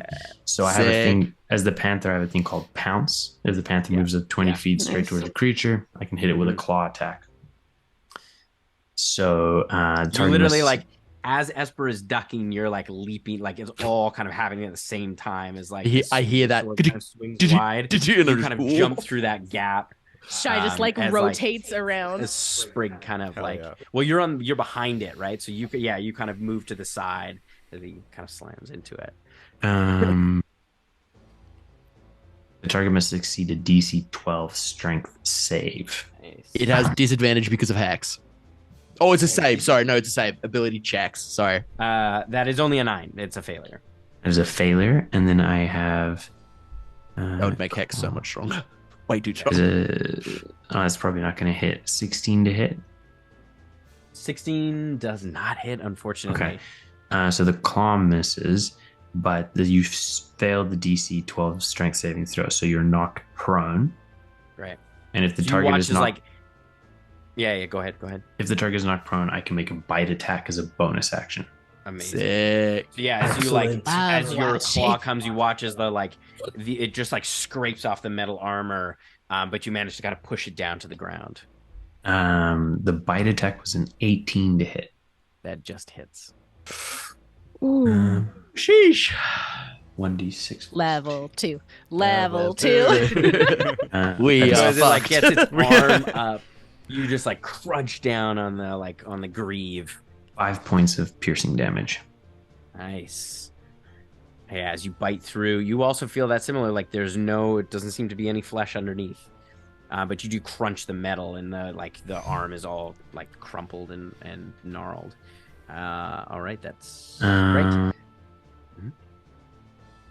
Yeah, I'm not gonna move because then I get attack of opportunity. Yeah. Great. It is Wysper's turn. Okay. Okay, so Right now- out of the corner of my eye, I see this tiny person come up to my friends, the twins, but it seems like she's trying to help them. So I yell out at the Black Dragonborn and the twins as well. Arigato verfano leposio. Anyone who speaks Draconic knows that I say, don't be foolish, let the girls help. And I will then... So the suit of armor is prone, right? The suit of armor is prone. There's a sword about 10 feet away from you, the one that just sliced Rosie. That's probably the closest target.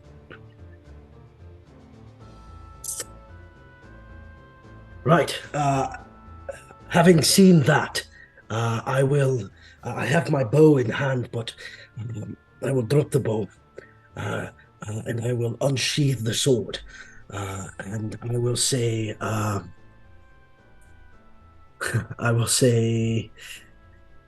in Draconic, I will say, sister, it's time to show your teeth.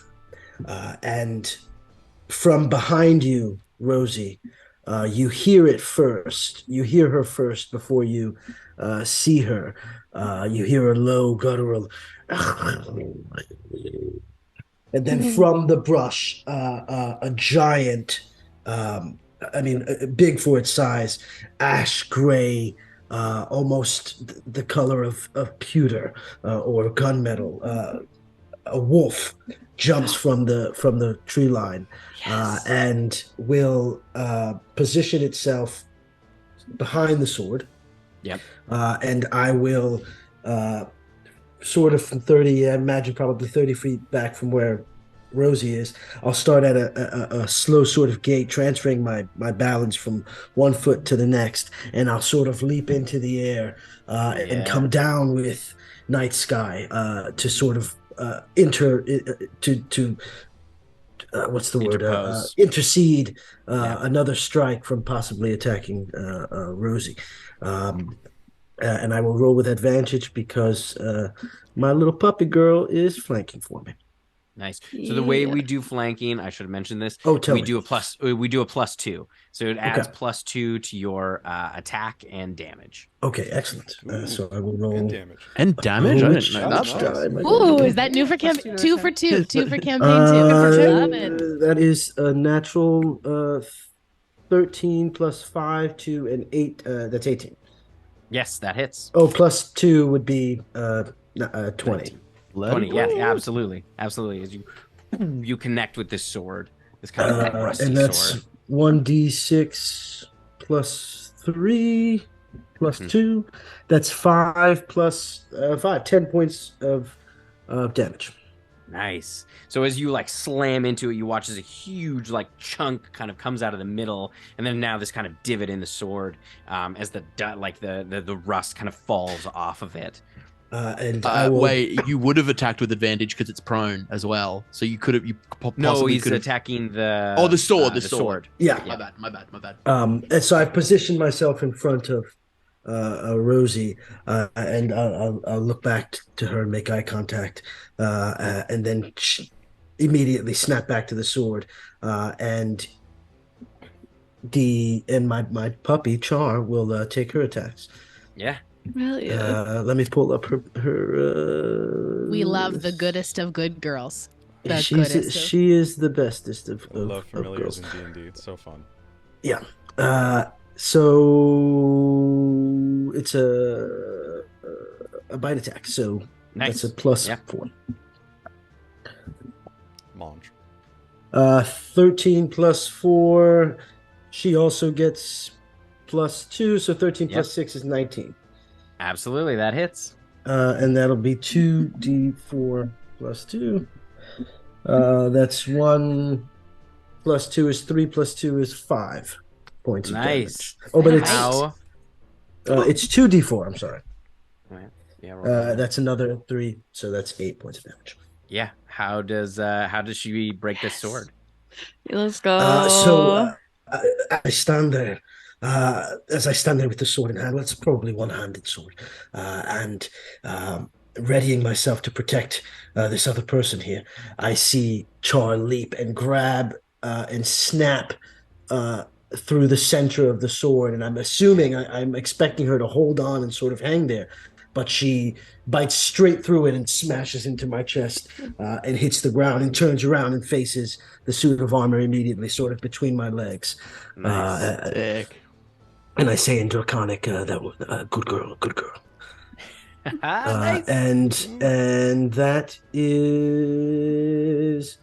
I will bonus action cast Hunter's Mark on the suit of armor, and that just looks like Rosie. You're probably close enough to notice that my right arm, my right hand, my sword hand, is discolored. It almost looks like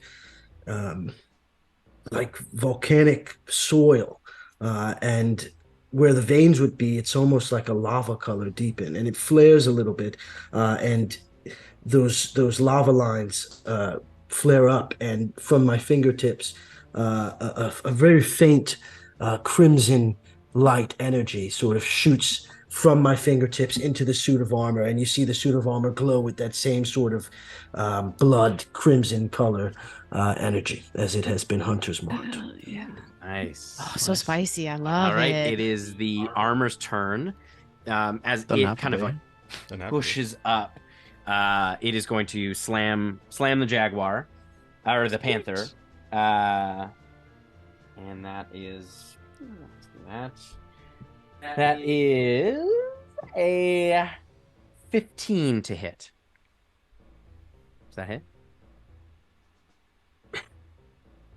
Who are you attacking? Yanis, you're muted, my dear. No, I know I was silly and clicked away from my beast thing on D&D Beyond. 1 second here.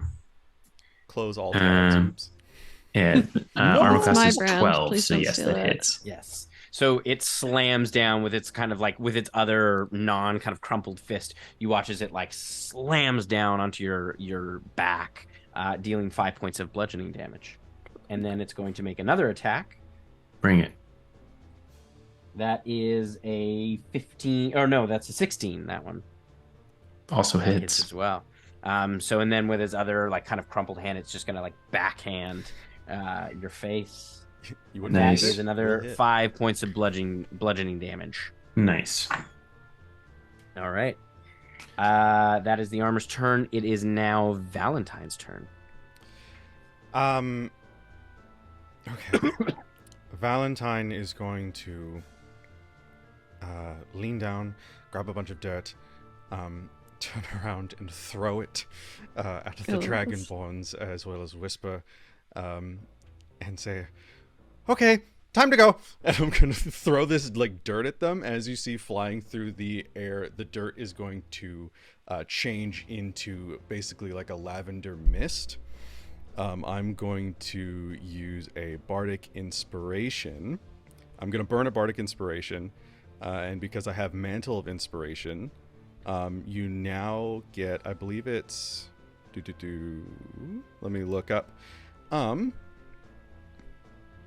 Sorry, Mantle of Inspiration. You all get, so Captain, both the twins, and Wysper get 5 temporary HP. Nice. Nice. And you can use your reaction if you wish right now to move up to your speed without provoking opportunity attacks. So hopefully that would allow the captain and the 2 twins to get further away, as well as bolstering Wysper a little bit. And then they're going to turn around, steal themselves with a rapier in front of their face. If you have a high perception, you hear whispering to themselves. First time for everything. And I'm going to... Rosie, you'd probably hear that because you're right there. Yeah. Whisper. And I'm going to cast Mirror Image as you see walking out from this stationary position. 3 more Valentines appear in that space. Man, I love That's bards cool. so much. I love bards, and I'm going to use my movement to walk within melee of the armor. Nice. That's my turn. Yeah, as you watch these 3 Valentines kind of walk forward. It is the captain's turn. You watch as the captain grabs both of the twins kind of by the scruff of their jackets, kind of the back of the neck, and hauls them back 20 feet. Nice. And it is now back to the top of the order. Esper, you are up. I'm gonna so it's facing the panther, correct? Yes, it's sort of, yeah. Can I kind of get around behind it in like a flanking position? Yeah, And I'm absolutely. just gonna drive one knife up under its underarm where the gap would be, and then one knife down on the other side beside the neck, and just twist. Nice. Let's roll dice. +2 to hit, yeah? Yep. Okay, so +7s to these. Okay. That's 24 and a 20. No, 21. 14 + 7 is 21. 21 absolutely hits. Yep. Sweet. So they both hit. And then I get 2d4 + 3d6 because of sneak attack and hex. But I don't get to add my dexterity. I only add my dexterity once. So this +3. But you get +2 on both of those as well. I get from +2 on the- both of those. You are right. So it's Sure do. +7 altogether. D4s aren't great. So it's 4, 8, 14, 20, 27 damage as I just drive the knife. How do you want to take his Nice. armor? Yes. Yeah. I just you're like, no one needs to make a perception check. I'm just like, fuck you. I'm just stabbing like over and over again. So as you just stab into it with kind of wild abandon, you watch as the structural integrity of this thing just tears apart. It's old armor, it's rusty. As you kind of puncture it enough, you watch as it just kind of crumples on itself. Yeah, I And feel it like I'm just- cutting the leather straps and stuff that keeps Yeah. it together. I'm just like, It just loses all kind of semblance, and there is nothing inside. It is just empty. As this armor falls to the ground, limp. Weird. All right. It is Rosie's turn. Seriously? Pardon yeah. me. I'm sorry, Cody. You said as a reaction we can use that movement. Yep.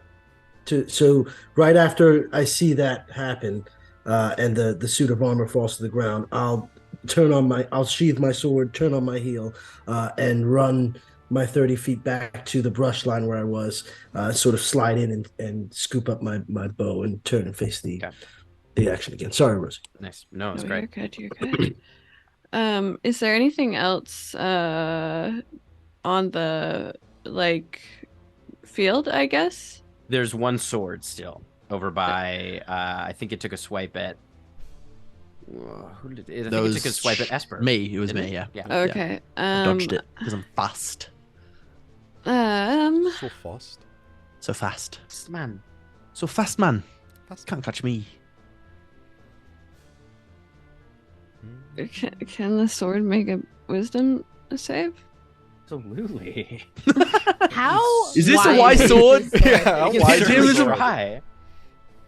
Well, okay, so I rolled a 2, and it's got a -3, so none. That's You a- rolled that's none. a super for it. It rolled anti-numbers.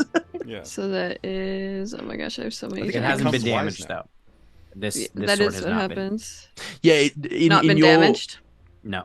in your world, Tim, does it just kind of go around? That's now a natural 20 because it went under 0. It's like Yeah, exactly. Yeah. It's Yeah, just that's how super it goes. wise. I got an 8. Baby. Nice. So yeah, you watch as the that same kind of energy kind of wraps around it.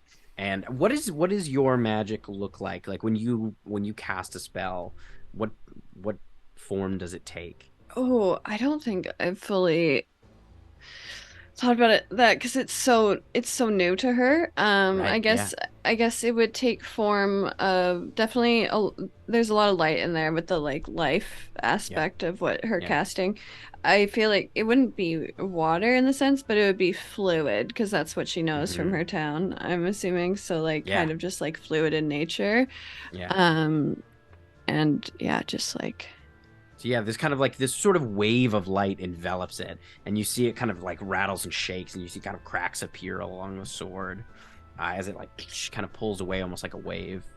I feel like it would be like colorful, maybe, pretty and light, but also like I want to say that it's weak, but that's not the right word. It's not weak. It's just tiny right now. Yeah, it's almost like it's wavering. Like demure. It's a demure like a prism, like with a light, like when you hit a prism with light, and you get kind of sort of a refraction of a rainbow, but you don't see all the colors at the same time. It just kind of like spread out, and it's like this sort of thin, and kind of pulls apart. Yeah.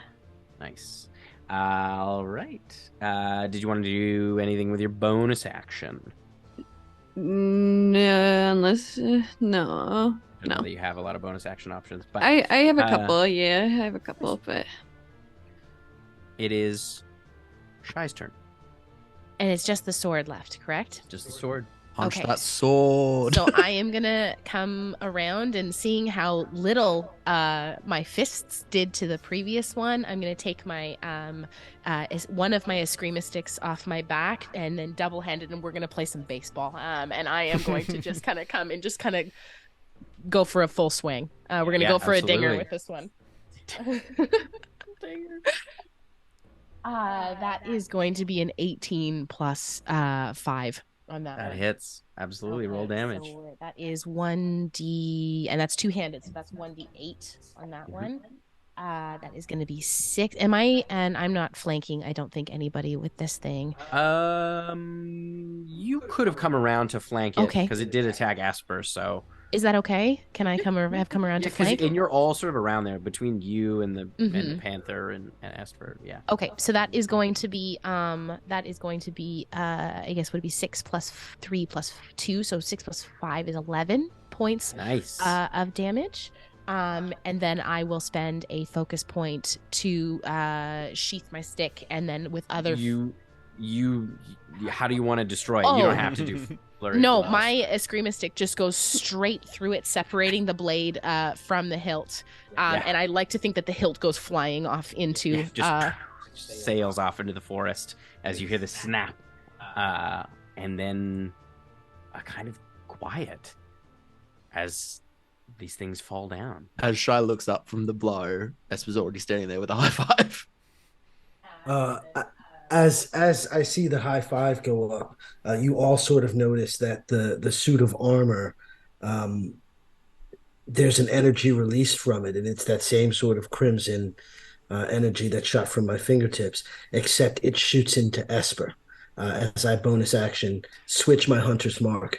As he does this, the spirit energy will move to him as I take my hex and put it on him. It's just like a little, red energy to me, blue energy to him. I'm like, okay, I put my knives out. As you feel the kind of tension shift, that's where we're going to take our break. Oh, shit. Oh, my goodness. Well, this is very exciting. I love the contrast of colors, too. The white light shooting out of him. Oh, so delightful. Amazing. So we are going to take a quick break. So grab yourself a beverage, grab yourself a snack, and we will be right back to see how we resolve this beautiful situation. Welcome to everyone here. Christian, this is, oh my gosh, Cody, so happy to have you both here. So happy to be here. See you both very shortly. See you all very shortly. Bye. Bye. Rebecca. And all right. So you find yourself in this kind of empty clearing, and you can feel the kind of energy shift as the Black Dragonborn kind of stands. You see the other two Golden Dragonborn kind of rise up, dusting themselves off. Listen, I feel like that should go us off to the right foot, but I feel like there's still a little bit of lingering hostility. My name's Esper. It's nice to meet you all. I hope you're doing well. I'm very sorry about, the situation you found yourself in, but I hope that we can be friends and get along, given that we went through a kind of strenuous activity together. I have an arrow notched tight, and I sort of let the pressure go just a little bit, but I'll look to the twins And I'll say in Draconic, I'll say to both of them, I don't know why they are here, but it does not bode well for us. What should we do? Kind of look at each other. And Arlix steps forward, the one that was healed. What is your business here? You would see the panther's sort of green lines glow brighter and brighter and brighter until almost you can't look directly at it. And when it fades, Thistle would be sort of standing, like sort of the last little bit of standing up. More I'm surprises. behind my back, Great. going to signal to Shy honesty. You would just see you would see an agreement coming from Shy, like hand signals behind the back being like, So, right, let me preface this to say we aren't pirates, but we were sent by pirates to distract you so that they could steal your ship. But they kind You of see the like captain's eyes go wide and he tears off through the jungle. Should we walk and talk Right like past walking? Should we run and gun kind of chat while we're running? Or do we want to let him go kind of by himself? Where did the girl that was sent with us go? She's cutting holes in the he's boats. cutting holes in the boat. I convinced her to leave us so that we could go okay. off with ourselves. You see as Char, who's been positioned between who's been positioned by Rosie and the twins, perks up, and I yell to her in Draconic, to the captain, and being overcome with a sense of urgency that I've never felt before, I shoot up straight into the sky as these wings unfurl behind me, and anyone watching close enough will see that it's just as much of a surprise to me as it is to all of you as it happens, as I shoot straight into the sky, and I'll catch myself sort of above the clearing to look straight to the boats where the captain is running. No. Is Valentine nearby? Wow, fuck me. I agree. Wait, is Valentine near Rosie at all? He'd be back a little bit he'd be near the twins. Or they would be near the twins, sorry. And you would So see, not close? You'd still see 4. If They're they were all close fucked enough, together. if they were close enough We're all to me, Rosie would just look at Wysper, but then also look at Valentine and be like, "First time for everything, isn't it?" Yes. First time for that- everything. Second time being ambushed by all of you. Well, I don't think this is proper an ambush because I haven't stabbed you yet, and I think that's a good thing. They're We've gonna met kill the before. captain. So Second time? No, No, as we've- in they got ambushed by the armor and the swords, First we and now ambushed he's by saying that armor, we've no. ambushed them. But I don't think that's Okay. fair. I'm gonna call up to Wysper. Actually, no. I'm gonna look down at the crew. It's like he's gonna kill the captain. It's time to Probably, choose yeah. sides. It's time to choose sides. What are we doing? How are you guys affiliated with the Dathian Empire? You lot important or not? From where I am, sort of 30 feet above everyone, and I'm sort of taking in these incorporeal wings that are flapping in place. I will. What do I see? What do I see in front of me, Tim? By Make the a shoreline? perception check. Make a perception check. Oh, what is my perception? Do the twins answer at all? +4? You watch as Finex, the other one. Natural 20. Sorry. Woo! I'll describe that in a sec. We are with a great house. If you wish to go down this road and steal from us, you will be killed. No, I see, but Justice. like we gave you warning. We ain't stealing nothing. You see, Wysper, out on the horizon, there is nothing. The ships are gone. fucking knew. I fucking knew they were gonna captain backstab left us. too. Yeah, I knew The it. I captain fucking left knew us it. Too. Fuck. I not really getting the hang of these wings yet. They'll sort of just drop instantly, or not instantly, but the sort of come down is like a really rocky plane as I sort of come down, and I'll hover 5-10 feet above, looking down at everyone as they sort of flap in place, and I will say for the first time in common to all of you. If I were all of you, I would start talking a little quicker and start making a little more sense. Great, that's my expertise. Right, so You hear just a horrible shouting scream echo from the jungle towards the shore, just like an anguished, angry scream. I look back at Esper. You think Sheaf took the boat? Oh, absolutely. No, I thought that, like I said, they were going to double cross us from the get-go. So we got on a boat because we were in a bit of a bind. Shy here threw a fight, made a bit of money. It was quite a clever little ploy. But then the townsfolk weren't super appreciative of that behavior. And so they were after her. And so we popped on a boat. Captain, what was his whole name? Duncan Crab. Captain Duncan Crab, if you need the name. Duncan Crab. He said, right, get on my boat. I'll get you away from all these folks. We didn't really have many other options, so we ended up on his boat. Then he said, guess what? We're going to be stealing this ship. We were like, cool, that's great. But then he was like, we're going to be stealing it from the Dathians. And I said, and Shy can tell you, I said to Shy, I don't really want to cross the Dathians because the Dathians, they don't fuck about. And you said yes? So, well, no, we were on his ship. What are you going to do? To be fair, friend, We came here to warn you. We were sent with another one of his crewmates, and I tricked her to go check on something else so that we could come and warn you without her with us. I mean, I understand, but they don't treat their friends well. No, of course not. They're pirates. We're not pirates. A persuasion check for me, please. Me? Guidance. Yes. I shall roll.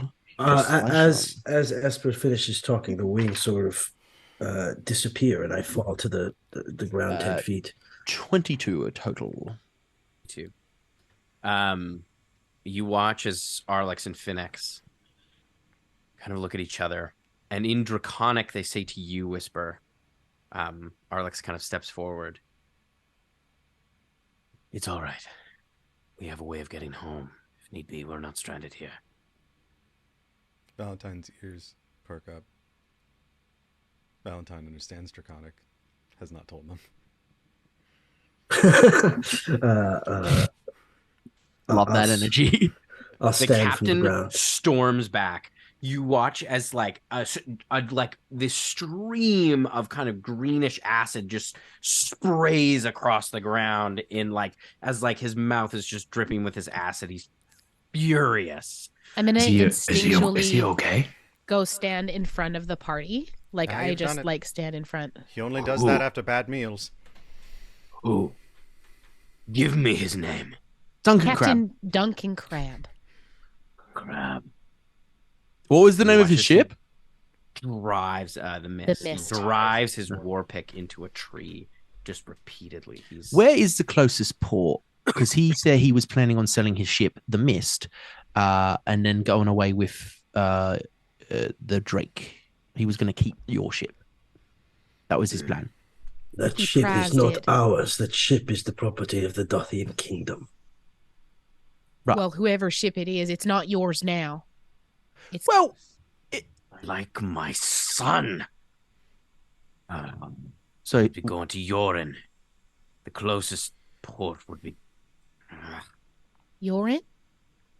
right, it seems like we're allies of inconvenience because like we're on this island, you're on this island. We Well, to don't be want to be on honest, this it would have island. been less inconvenient if you hadn't have, taken our Stolen our ship. ships. Would you have liked Right. us to have told you that your ship was being stolen before we stopped the things from killing your friends? Yes.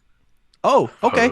He does have a choice, and he's made it. And I apologize then. I should have come in, stabbed the suit of armor that was killing your friends, No. and said, "Oh, your ship's getting attacked." No, this is fine. This is While- great. This is great. We while- have we'll like the story said. We have a way off. We're fine. We're fine. Do we have a way off? Probably. I think the rowboats that you have probably don't work anymore. Don't need Well, robots. I can mend them. I can mend them. Thistle, did you have something to say? No, while this is all happening, Thistle would sort of wander to the side, up to the. Sorry, was it a wolf or a Wolf. A wolf? Yeah. I would cast Speak with Animals, and Thistle would just sort of wander off to go have a chat with the wolf. No. Is Thistle that person at parties that goes and finds the dog? finds the dog for immediately? sure. I think the idea of it's Thistle. Is it what's the name of the wolf again? Sorry, Char. Char. Char. It's Char. Thistle, Char, and Sprig in like a little triangle, Yeah. just having a full conversation. Bowl of pretzels in the middle. It's like, Good afternoon. You watch as Char kind of cocks her head. What? My name is Thistle. She like goes up and starts smelling you. What are you? I am currently an anomaly. I assume. It's a long story. I mean, what are you? What are any of us really? I want you to make an animal handling check. what existential? What is life? Animal handling. I will have you know my animal handling is +4, and I rolled a 15, so that is a 19. Nice. Nice. She kind of looks to you, Wysper, and like kind of comes sort of near you between Thistle and you. Well, I'm a wolf. Oh, it's lovely to meet you. There seems to be a bit of a bother going on with there's a lot of people very upset. I am not quite sure why. There's something to do with one of those boats, but is the people you are with, they are good to you? Yes, they're very good to me. Oh, that's good. That's good. Good people are hard to find. Do you think we would benefit from working together? Perhaps you did help them. I agree. I mean, we're mutual beneficial. I think Wysper would help you. Yeah. Do you care? Do you care for the boat? No. No. Okay. I All like right. the fish. The fish. Well, fish are good. Yes, Sprig is also a big fan of fish. Yeah, did someone say fish? Oh, hey, hi, yes. Oh no, I love that. Yes. Is there fish here? We could get you some fish. We'll get you some fish. The rest of you just hear and Sprig is just jumping across Thistle's shoulders. Oh my gosh. Yeah, I would like some fish right now. right now. Let's go. Okay, one moment. Like tugging at your ear. And he would turn to the group and sort of like interrupt the serious conversation that is going, and would say, everyone's attention for a moment. I have discussed it with Sprig and with Char, and we will work together. None of us are big fans of boats, and they seem like a trivial thing. So we are now. How many of there are? There are 4 from the there's 5. Because there's Valentine, 9 humanoids. Wysper, yeah, 9 humanoids. Oh, and the captain, 10 humanoids. 10. We are now the tremendous 10. So I am going to get Sprig like some that. fish, and you work on getting off the island. Right. So now that we're all friends, because the dog and the bird and the tree man said so, if you don't mind me asking, what are you even doing on this island? I don't think And Thistle would leave. Like Thistle would straight up like I've dealt. This is dealt with. Get my bird some fish, and he I'm would obsessed wander off. with this problem energy. solved. This is done. Arlex. Dog said, "Boat Yeah. not cool. Boat not cool." Cool. Yeah, in the Draconic, I will say to the twins and to the captain, the one with the nice hair, he talks too much, but he has a point.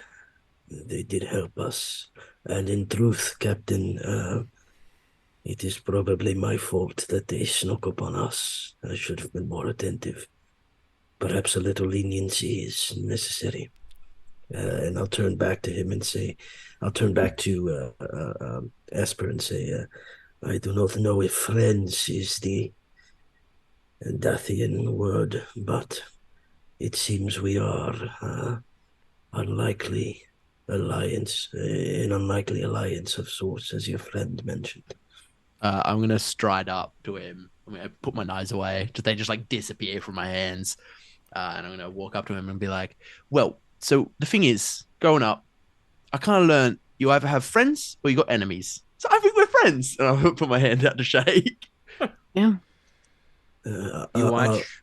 I'll wait Yeah, a you moment and look at his hand and outreach my own, and you'll see, Esper, that you'll see the same thing Rosie saw, which is that my hand is colored and textured differently, almost like molten lava and rock.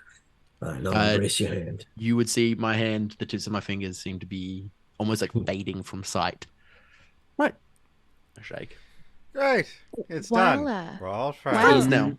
In Draconic, Arlex steps forward, or like turns to the other Dragonborn, and you whisper, "It seems like we could use their help. We are down a few for the expedition, but just tell them we're looking for a shipwreck. That's it, all right?"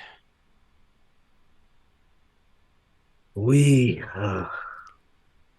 were brought to this island to find something very important to the Dathian Empire, a shipwreck. We thought maybe we had found something when we uncovered that magical suit of armor, and it attacked us. And then you showed up. Are they all armored? And How's I would Shy is at this point has been kind of like moving around the scene. Shy is always been known to blend in when she needs to and takes a good lay of the scene. So I would be kind of cutting my way over towards Valentine. And if you'll allow me, if we could back up like half a step. And while Esper and Wysper are having this discussions, I would lean into Valentine. You're out of place. I mean, maybe. So aren't us all, really. No more boats. Well, as someone who is perpetually out of place. Valentine would put their sword back at their side. You would see the three mirror images fold back into one.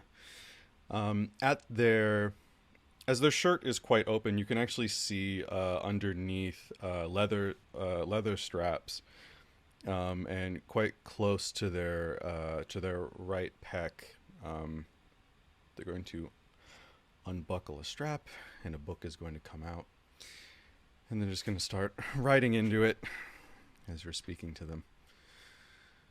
Yes, I'm a little out of place, but I was the tour guide, you could say, for this. So, I see. a great job I've done today. No, you're doing just fine. You're doing just fine. Well, they're not going to be happy when a few less scalies return from the trip. You on contract for them? It's paid, yeah. Yeah, Listen, I know what tell it's like to others. take a job. I've been known to have a big mouth, and when you have a big mouth, and you say a couple of stories in a bar or two, and then all of a sudden you're on a ship headed for an island. See, I'm the one who's usually the fist on the other side of the person with the big mouth, so I get you. I get you. The muscle. Yeah. Oh, nice to meet you, Muscle. I'm Valentine. Name's Shy. Shy. Nice to meet you. And look, from one person who's understanding contract work to another, I ain't gonna fuck you over unless you fuck me over. You get me? Refreshingly to the point. Thank you. I wish I could say the same. Fair enough. I'll keep my eyes peeled then. And then at that point, I'm sure we would catch up at that point, and I would kind of step forward and be like, y'all are wearing a shit ton of armor for people who are looking for a shipwreck. I would also like to roll an insight check. Esper is two things: persuasive and insightful. I'd like to see if he's telling me the whole truth in this. And my question would be vaguely directed towards the captain of a boat. Of the boat. And who are you? You're insight checking Wysper? Wysper, yeah. Natural 19, so a 25. Oof. Here's where you can Expertise, roll a, maybe. Two expertise. deception check. Insight, persuasion.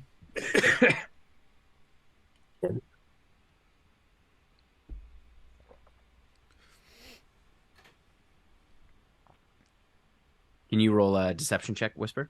Yeah, that was a 10. Oh, a 10. Oh, Okay, yeah. oh, no. Yeah, you get the sense that, like, they're giving you the information you need to know. Not all the information. I'll look at Wysper with that, like, okay, look in my eye. Be like, great. It's not, you can tell it's not unreasonable. Like, Yeah. like after No, everything that's 100%. happened, it's I don't even mention it. Like, I don't even, like, say anything. I just like, give him that, like, I know that there's more to this. Look. Yeah. Right. Shipwreck. Great. That sounds great. Also, yeah, So- you are wearing a shit ton of armor. So Well it done. looks like we're in the business of, if we are working together, perhaps then we help you find this shipwreck, you get your spoils, and we get off the island. And Does that seem fair? and like I You are- said, you got friends, you got enemies. We got double crossed today, so we also have a mutual enemy on our hands. I wouldn't mind seeing Captain Would Duncan you Crab again. Stop, please, enough. Okay. As the captain kind of steps forward. We wear this armor because it is standard issue for the Dathian Empire. We're soldiers. You may accompany us. And if you prove your worth, perhaps, yes, we will give you passage home, if we are able to. You. And he kind of points at you, Esper.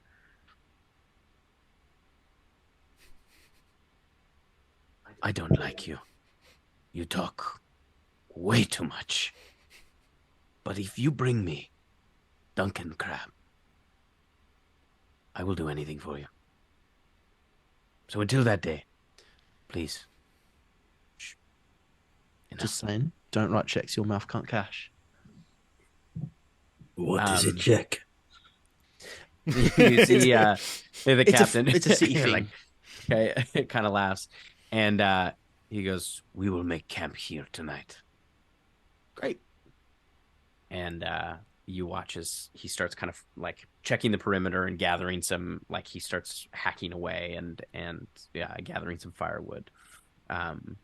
As the like the twins are heading back to the boats to get whatever supplies that might still be there. Still with my eyes on Esper, but really taking a moment to take in the entire party for a second and letting my eyes linger a little longer on the white fingertips and wondering for a moment if there's something he knows that maybe he can tell me about what I'm going through. But I snap my head to Char and I say, Char, a sec of it. And you watch as she trots over to me and I will make my way to Rosie, and sort of sheepishly say, "Note that my opinion matters much here, but you are very brave. Thank you for helping my friends." She'd close her sketchbook. She's just kind of been sitting like cross-legged on the ground. She's kind of like, and just like writing notes and kind of sketching. Thank you. You're brave too. Thank you for positioning yourself in that way. Oh well, I don't know if I am brave or well trained. Perhaps a bit of both. Do you know why they don't like me? Why, who does not like you? Of the two that I helped, they kind of flinched when I went to heal them. Oh, well, the Dragonborn, the Dathian, they are innately suspicious of all who are not Dathian. Makes sense. But we do honor our debts, and you did help them. I'm sure they will return their favor in their own way. I appreciate that. I don't need anything in return. It's kind of just what I do. I think it's what I'm supposed to do, I think.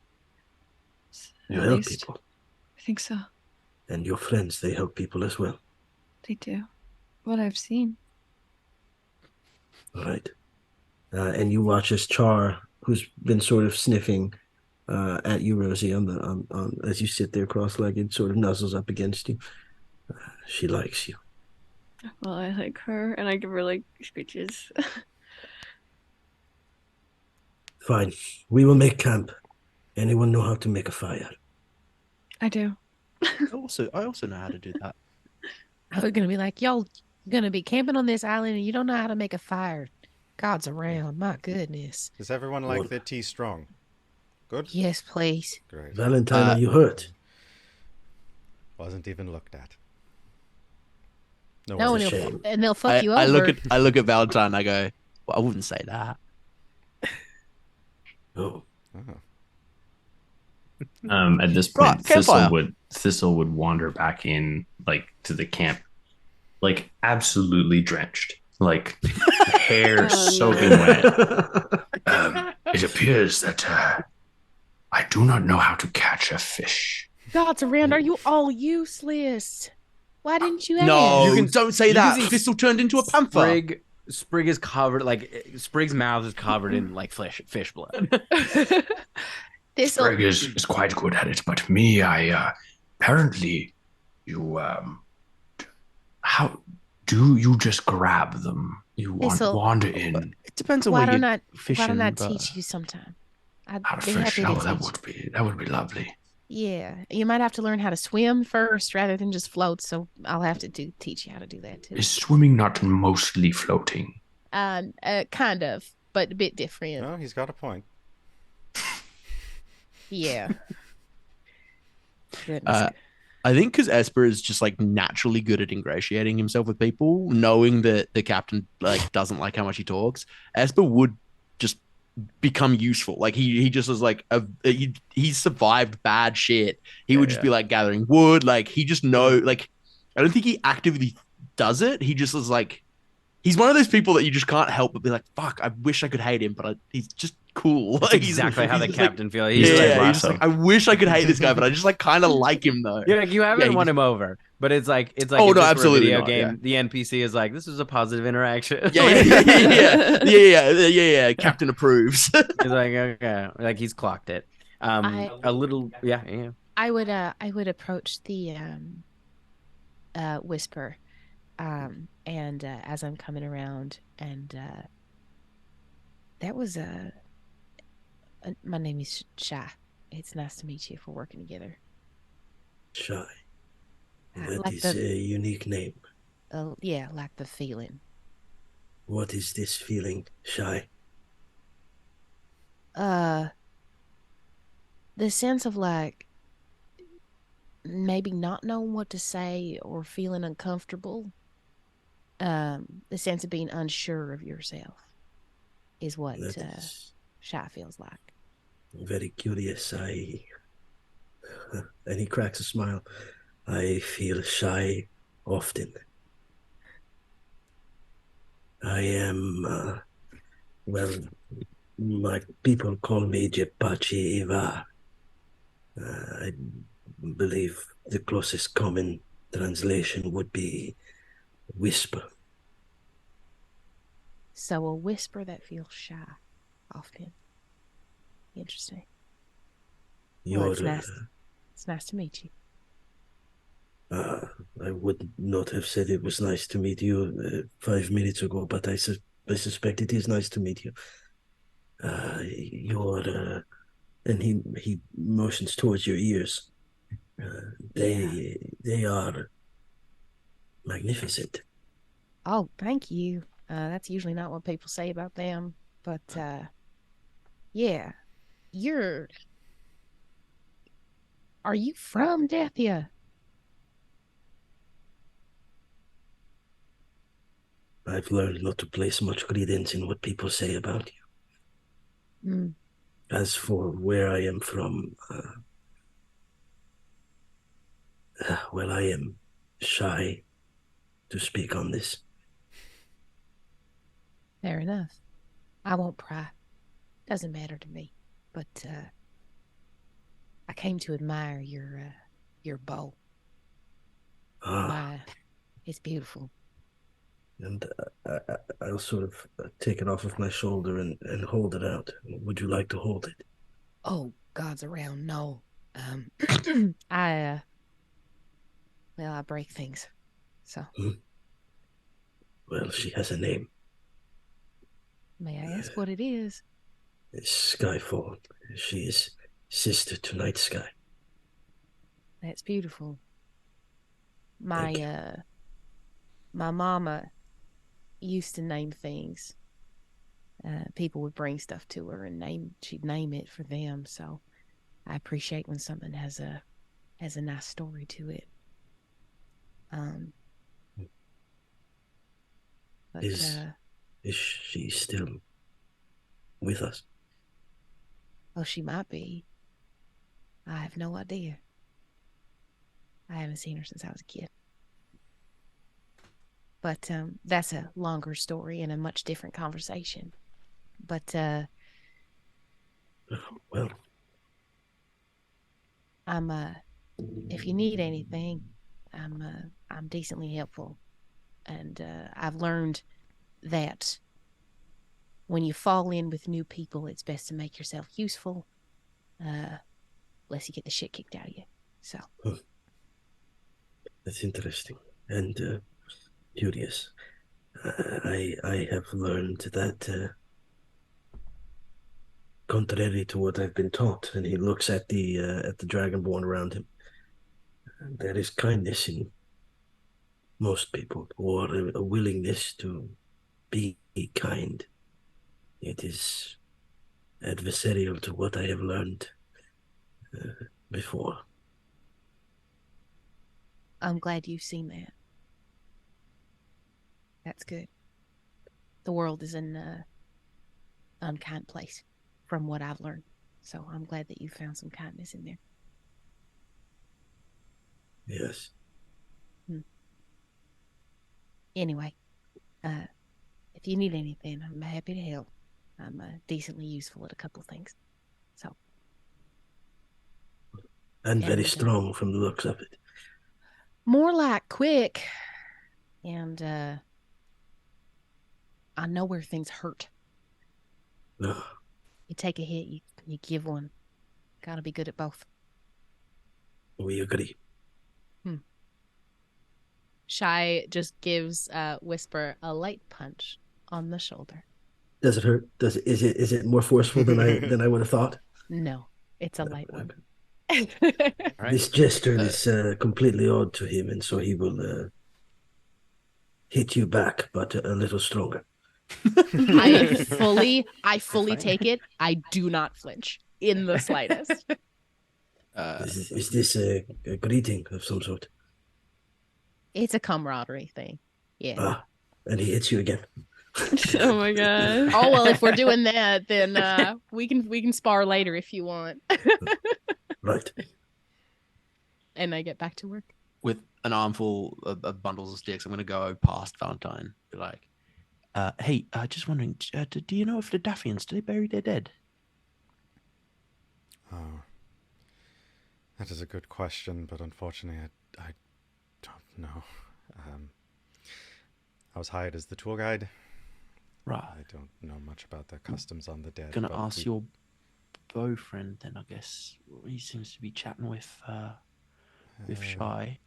Yes, Wysper would know. You could ask the captain. I wouldn't talk Great. to the I'm twins. not gonna talk to the captain just yet because I'm gonna be like, thanks though. I'm gonna walk over to Wysper. Hi, I'm just out of interest. Do you do the Dathians bury their dead? Just curious. You would know, Wysper, that each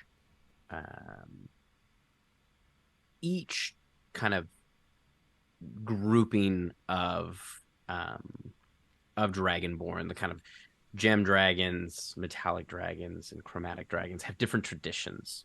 You would know that gem dragons, they do inter their dead. They bury them, usually in like tombs and mausoleums and things like that.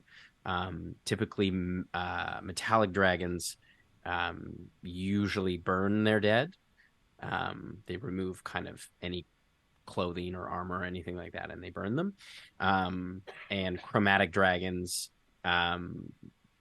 it varies, but often they're usually disposed of in a way that matches their kind of natural typing. So, like black dragons tend to be dissolved. White dragons are encased in ice, things like that. And we're gold dragons, and so we would be burnt. You'd be burnt. Yeah. It is different for each caste. Perhaps that is not the proper common translation, but the Kaissar are born of flame, and to the flame return. We will make fire, and we will burn these bodies. Great. Thanks for that. And then after I've like got the wood for the like fireplace, I would start stacking larger pieces of wood to try and start building the like basis of a pyre. Valentine would help you with that. Yeah. The captain kind of like clocks this, and you do see one of them. Two of them are metallic, two of them are silver, and two of them are green dragonborn. So he kind of like holds his hand up. I wouldn't move any of the bodies. I would literally just make the pyre. We'll burn these two. I will see to these two. And he gestures to the green dragonborns. You don't mind if I say a word or two to each of them? Is that okay? Make a persuasion check.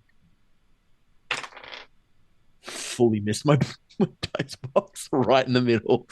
It's a 21. Yes. Are you some kind of priest? Oh, no, not at all. What do you wish to say to them? Just let them know that it's not that bad on the other side. All right. And I literally just go to each body, and I would just like put my hand, like resting the like just like the ephemeral fingertips, the center of their chest, and just like really quietly, in celestial, basically trying to like use the language that I'm like, this is the good one. I've seen this one and it's good. The other two aren't great. This is the good one. Like, and almost just be like directions, but be like, it's not that bad. You don't have to be scared. And I would just talk to each body, and then I'd walk away. Right. Who are you, Nebby? Come on. Yeah, dude. Esper's super reverent around the dead. I wonder why. You, as kind of everything's getting set up, the twins return with the kind of a number of bedrolls, and kind of lay them out. And you watch as Phoenix walks over to you, Rosie, and doesn't make eye contact with you, but kind of stands next to you. And you're still sitting on the ground, yeah? Kind of kneels down, takes a knee, and pulls out 2 gold coins and kind of lays them next to you, and you can see they're embossed with a figurehead of what looks like a king, and kind of sets the 2 gold coins down next to you. Thank you. Is this because I healed you?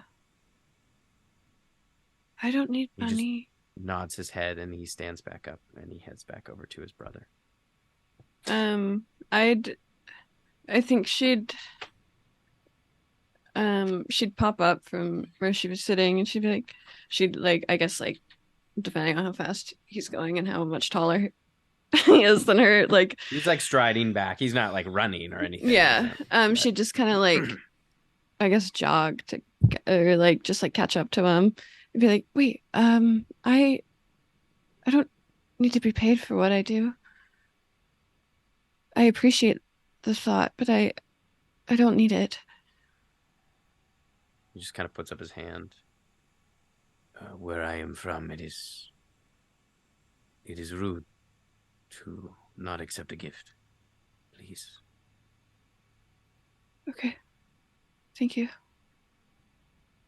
And he still had, like, he doesn't make eye contact with you. Who's on the coin? It is the Crystal King. King Hyrax. It's good to know. My name's Rosie. He looks up at you and makes eye contact. Phoenix, Kaissar. It's nice to meet you, Phoenix. He smiles a bit. Likewise. And she'll put the 2 coins in her bag. Okay. He heads back over to his brother, and you can see they're talking intently. As everything gets set up. Tim, while they're talking, she's going to go back down to just where she was sitting. And just at the end of, like, I guess, however long, she's gonna have I want her to have sketched Phoenix and his brother just like talking intently, and she's gonna go up and give Phoenix just like slip it to him, just a little sketch she's done. He, like, you kind of slide it. He doesn't go to take it, so you kind of put it next to him, and his brother, like, looks right at him, and he, like, make an insight check. Okay. Are we rolling for vibes already? Jeez, this is. I'm gonna guidance myself.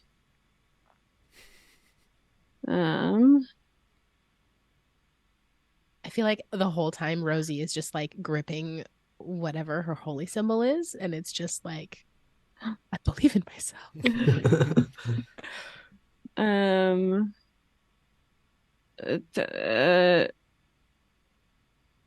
17. 17. He is embarrassed.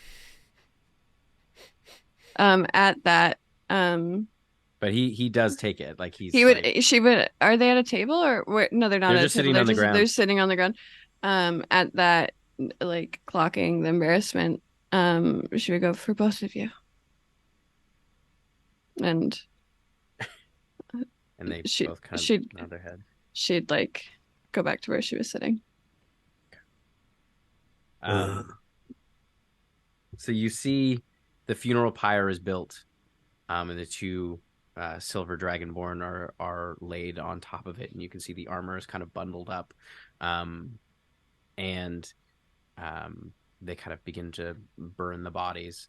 The other 2, you can see the captain pulls them off to the side, and you see as, like, he lays a hand over their mouth, and you can see this kind of greenish like mist kind of pour into their mouths, and you watch as the whole body takes on almost like a mummy like quality. It loses a lot of its moisture and takes on this kind of almost like a mummification. And he begins to he digs kind of 2 graves for them. I would help him dig those. Valentine as he would lays them both in. walk up to Wysper as the bodies are burning and would just... I'm sorry for your loss, my friend. Thank you. I knew we spent a short time together, but I'm sure you knew them better than I did, and this is never easy. The Dragonborn are not easily known. Believe it or not, I probably knew them as well as you. But one loss is felt. You handled yourself well, Valentine. Thank you. I try. You handled yourself far better, I would say. But I wanted to say not only my condolences, but I'm sorry. I do somewhat feel responsible. It wasn't in the stories. I didn't know this would happen. I thought it'd be much easier than this, So. If it were easier, it would not be a story worth writing. And I will steal that. I'm going to steal that. Well, you cannot take from me what I would more willingly give, my friend. I will turn to Char, who's sort of by my feet. Valentine, excuse me for just a moment. Of course. And I'll kneel down. And I too will cast Speak with Animals. And I will say, sister, you fought bravely. Thank you. You as well. Well, I fought as I was trained, you know that. I have a question for you. Of course. The bark man, he spoke with you. Yes. No. And you understood him. Yes. He spoke just like I did. No one else has done this. And I you didn't smelled know him? anyone else could. He smells like a tree. It's difficult to place. There's something different. He's not like any other tree I've smelled. And do you sense truth or deceit in him? I don't think trees can lie. It's as if everything is new to him. Has he been here longer than me? I don't know. Maybe? Esekve, which is Draconic for with me. And I'll stand up and I'll walk over to Thistle slowly. Kind of unsure of him and what he is and who he is. And first I'll make eye contact with Sprig, with Speak with Animals still being active, and I'll say, you are very beautiful, friend. Oh, you really mean that? Thank you. Not. Thank you. Jumps around. Not what I expected you to sound like. Very cheery. Oh, well, of course. What did you expect? I don't know. My animal sounds. My companion sounds like how I thought she would sound. I don't know how to explain it. You sound great. You sound great. Good. Yeah. Do you have any food? As it is, and I'll push. I'll open up one of my packets, and there'll be a little bit of. Sprig is immediately in there. In my hand, I'll hold up some nuts, and I'll look to Thistle. It's a beautiful creature. Yes. he's quite remarkable. You fed him. It's gonna be difficult for you to be rid of him now. Um, his his grandmother was she was a remarkable bird. He's a special boy. This one. I love them all the same, but they are all their own unique creatures. Sprig is by far the most unique. You have a beautiful companion yourself. She's quite wonderful, very wise. Her opinions on boats is very in line with my own, and that is a very big measure for me. But how did you come about your companion? Charlie Flar, Char, is, well, she came across me, really. She is more than a pet or a companion. She is my sister, really. Fiercely protective. And suspicious of others. She senses truth in you.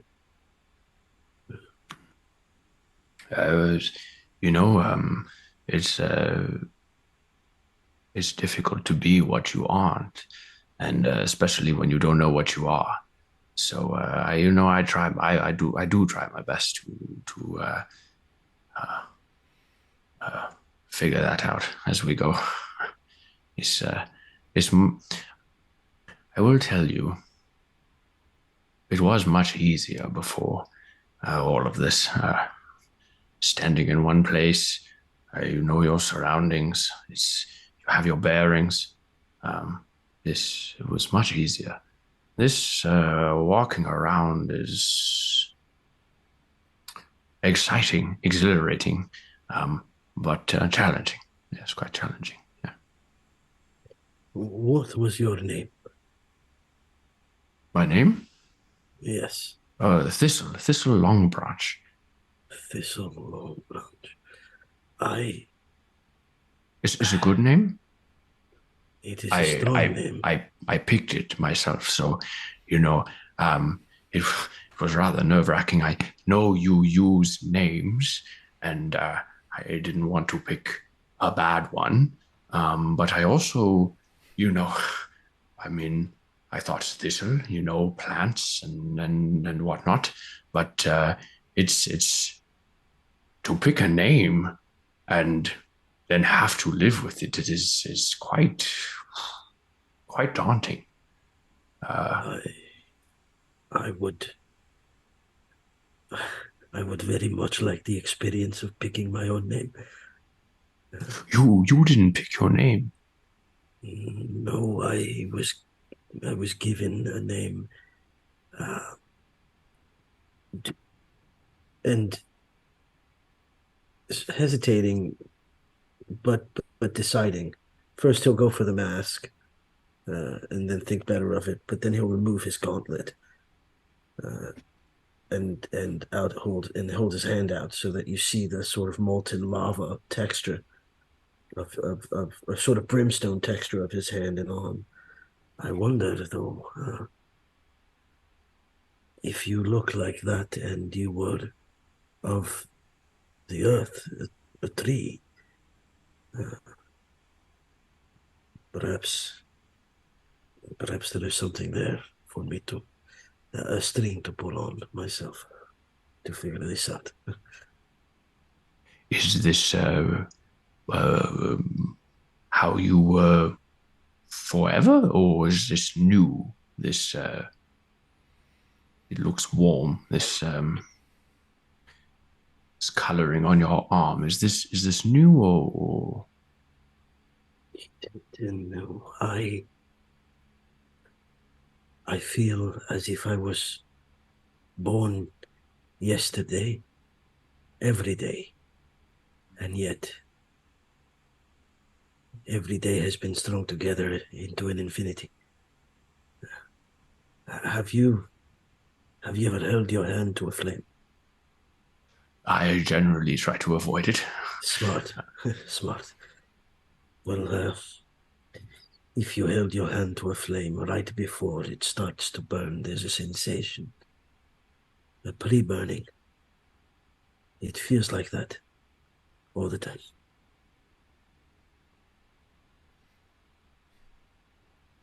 Well, I'm afraid I don't have any answers. But I will tell you, I spent a very long time as one thing, and never did I think I would get the opportunity to be anything else other than that one thing. And now I have.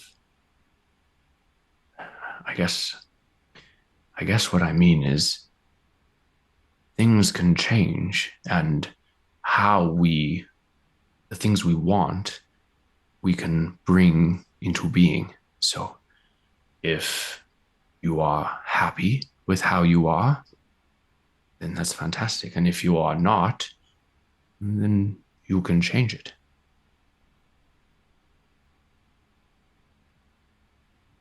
The Dathians do not have a proper translation for happy. Perhaps content. But happy is new for me. Well, my friend, I hope that it is new and long-lasting. Were you also a cat? Because you were a cat before, a big cat. Did you spend time as a cat and then a tree? Or No. We there was a period where we had a young family of cats living sort of in and around our little neck of the woods. They were lovely. The birds were not big fans at all. Oh, no, so we did eventually have to clear them out. But yes, they were lovely, beautiful creatures. And I myself, not a big fan of punching and hitting like my friend Shy. So I choose to embody things that are more well equipped to. Yes. Oh, well, your magic is special. I would give anything to run as a wolf alongside my sister. It would be quite an experience. Thank you for your words and your time.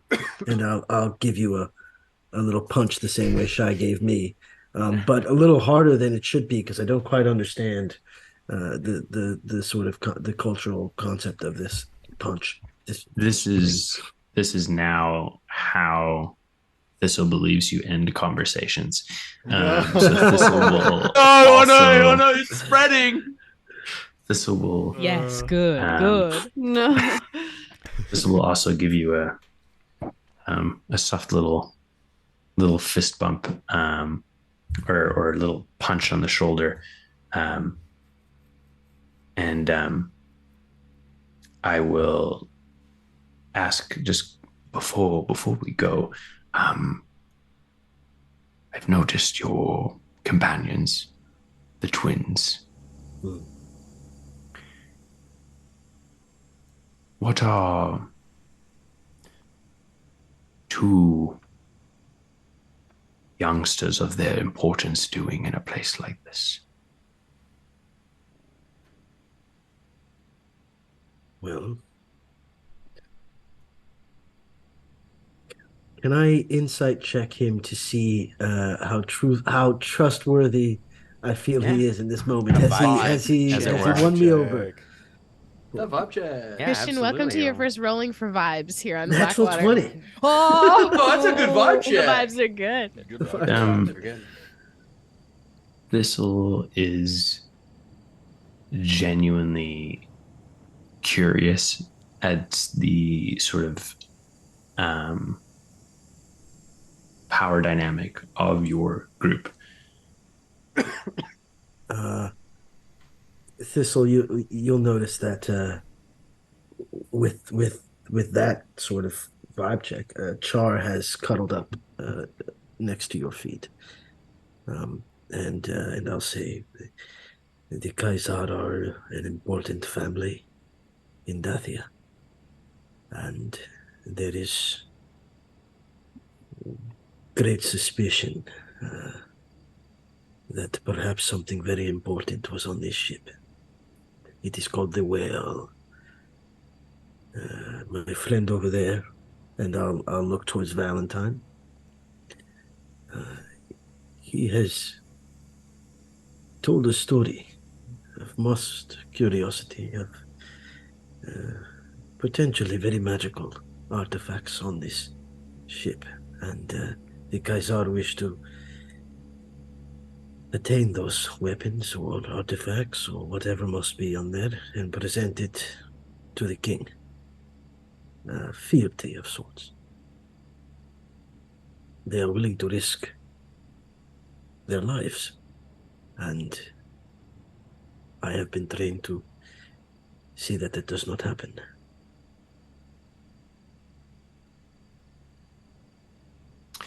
It's sounds an awful lot like an adventure.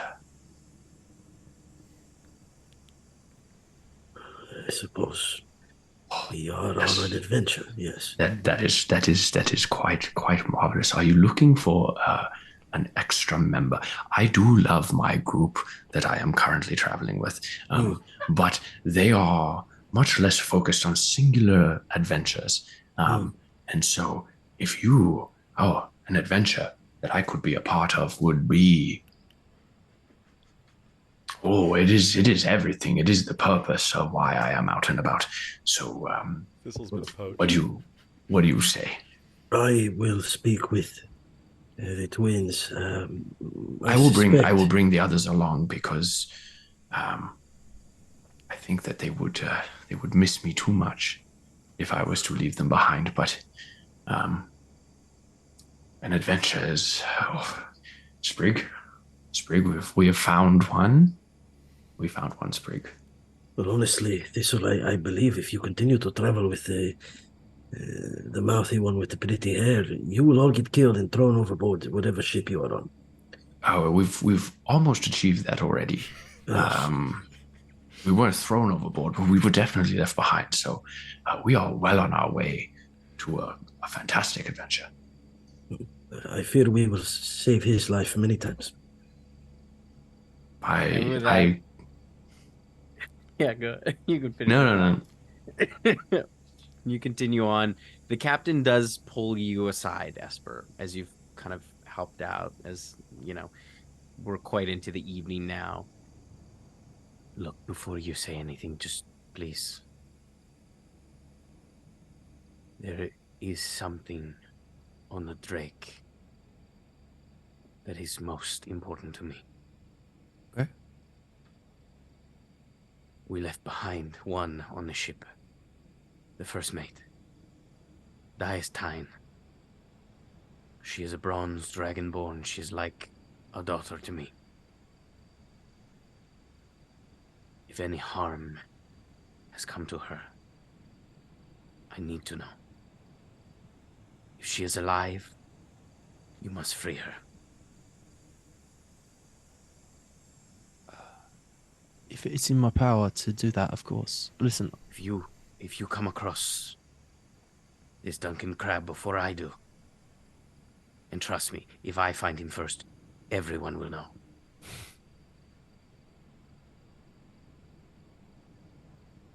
If I find him, he gets a knife to the gut and probably one of Shy's fists to his head.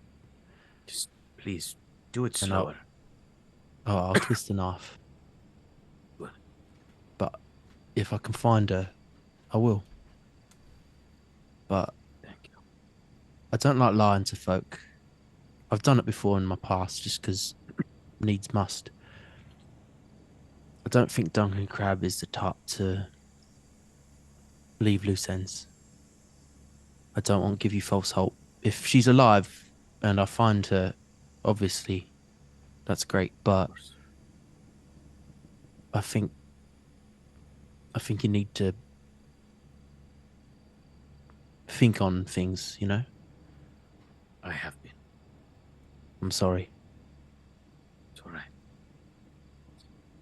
We If I should could- take watch. If I could tell you one way or the other, I would, but I can't do that. One day, maybe. He nods his head. As you stand there, the wind kind of kicks up through this dense kind of jungle. And as the wind kicks up, you hear this soft, haunting moan coming from deeper within the jungle. As you all clock it and look towards where the sound is coming from, deeper within. That is where we're going to end it tonight. I knew it. And you said the ship is called the Whale, right? The whale, yeah. Oh, not the whale, but the whale. The whale. Yeah, Yes. W-I-L. That's it. My goodness. Sick. Oh, so fun. Welcome to the table, Christian. Thanks for having me. Welcome. And This Cody. is Welcome. Cody. My Mwah. goodness, I am obsessed with Valentine and Yes. Wysper so much. I'm obsessed with them all so much.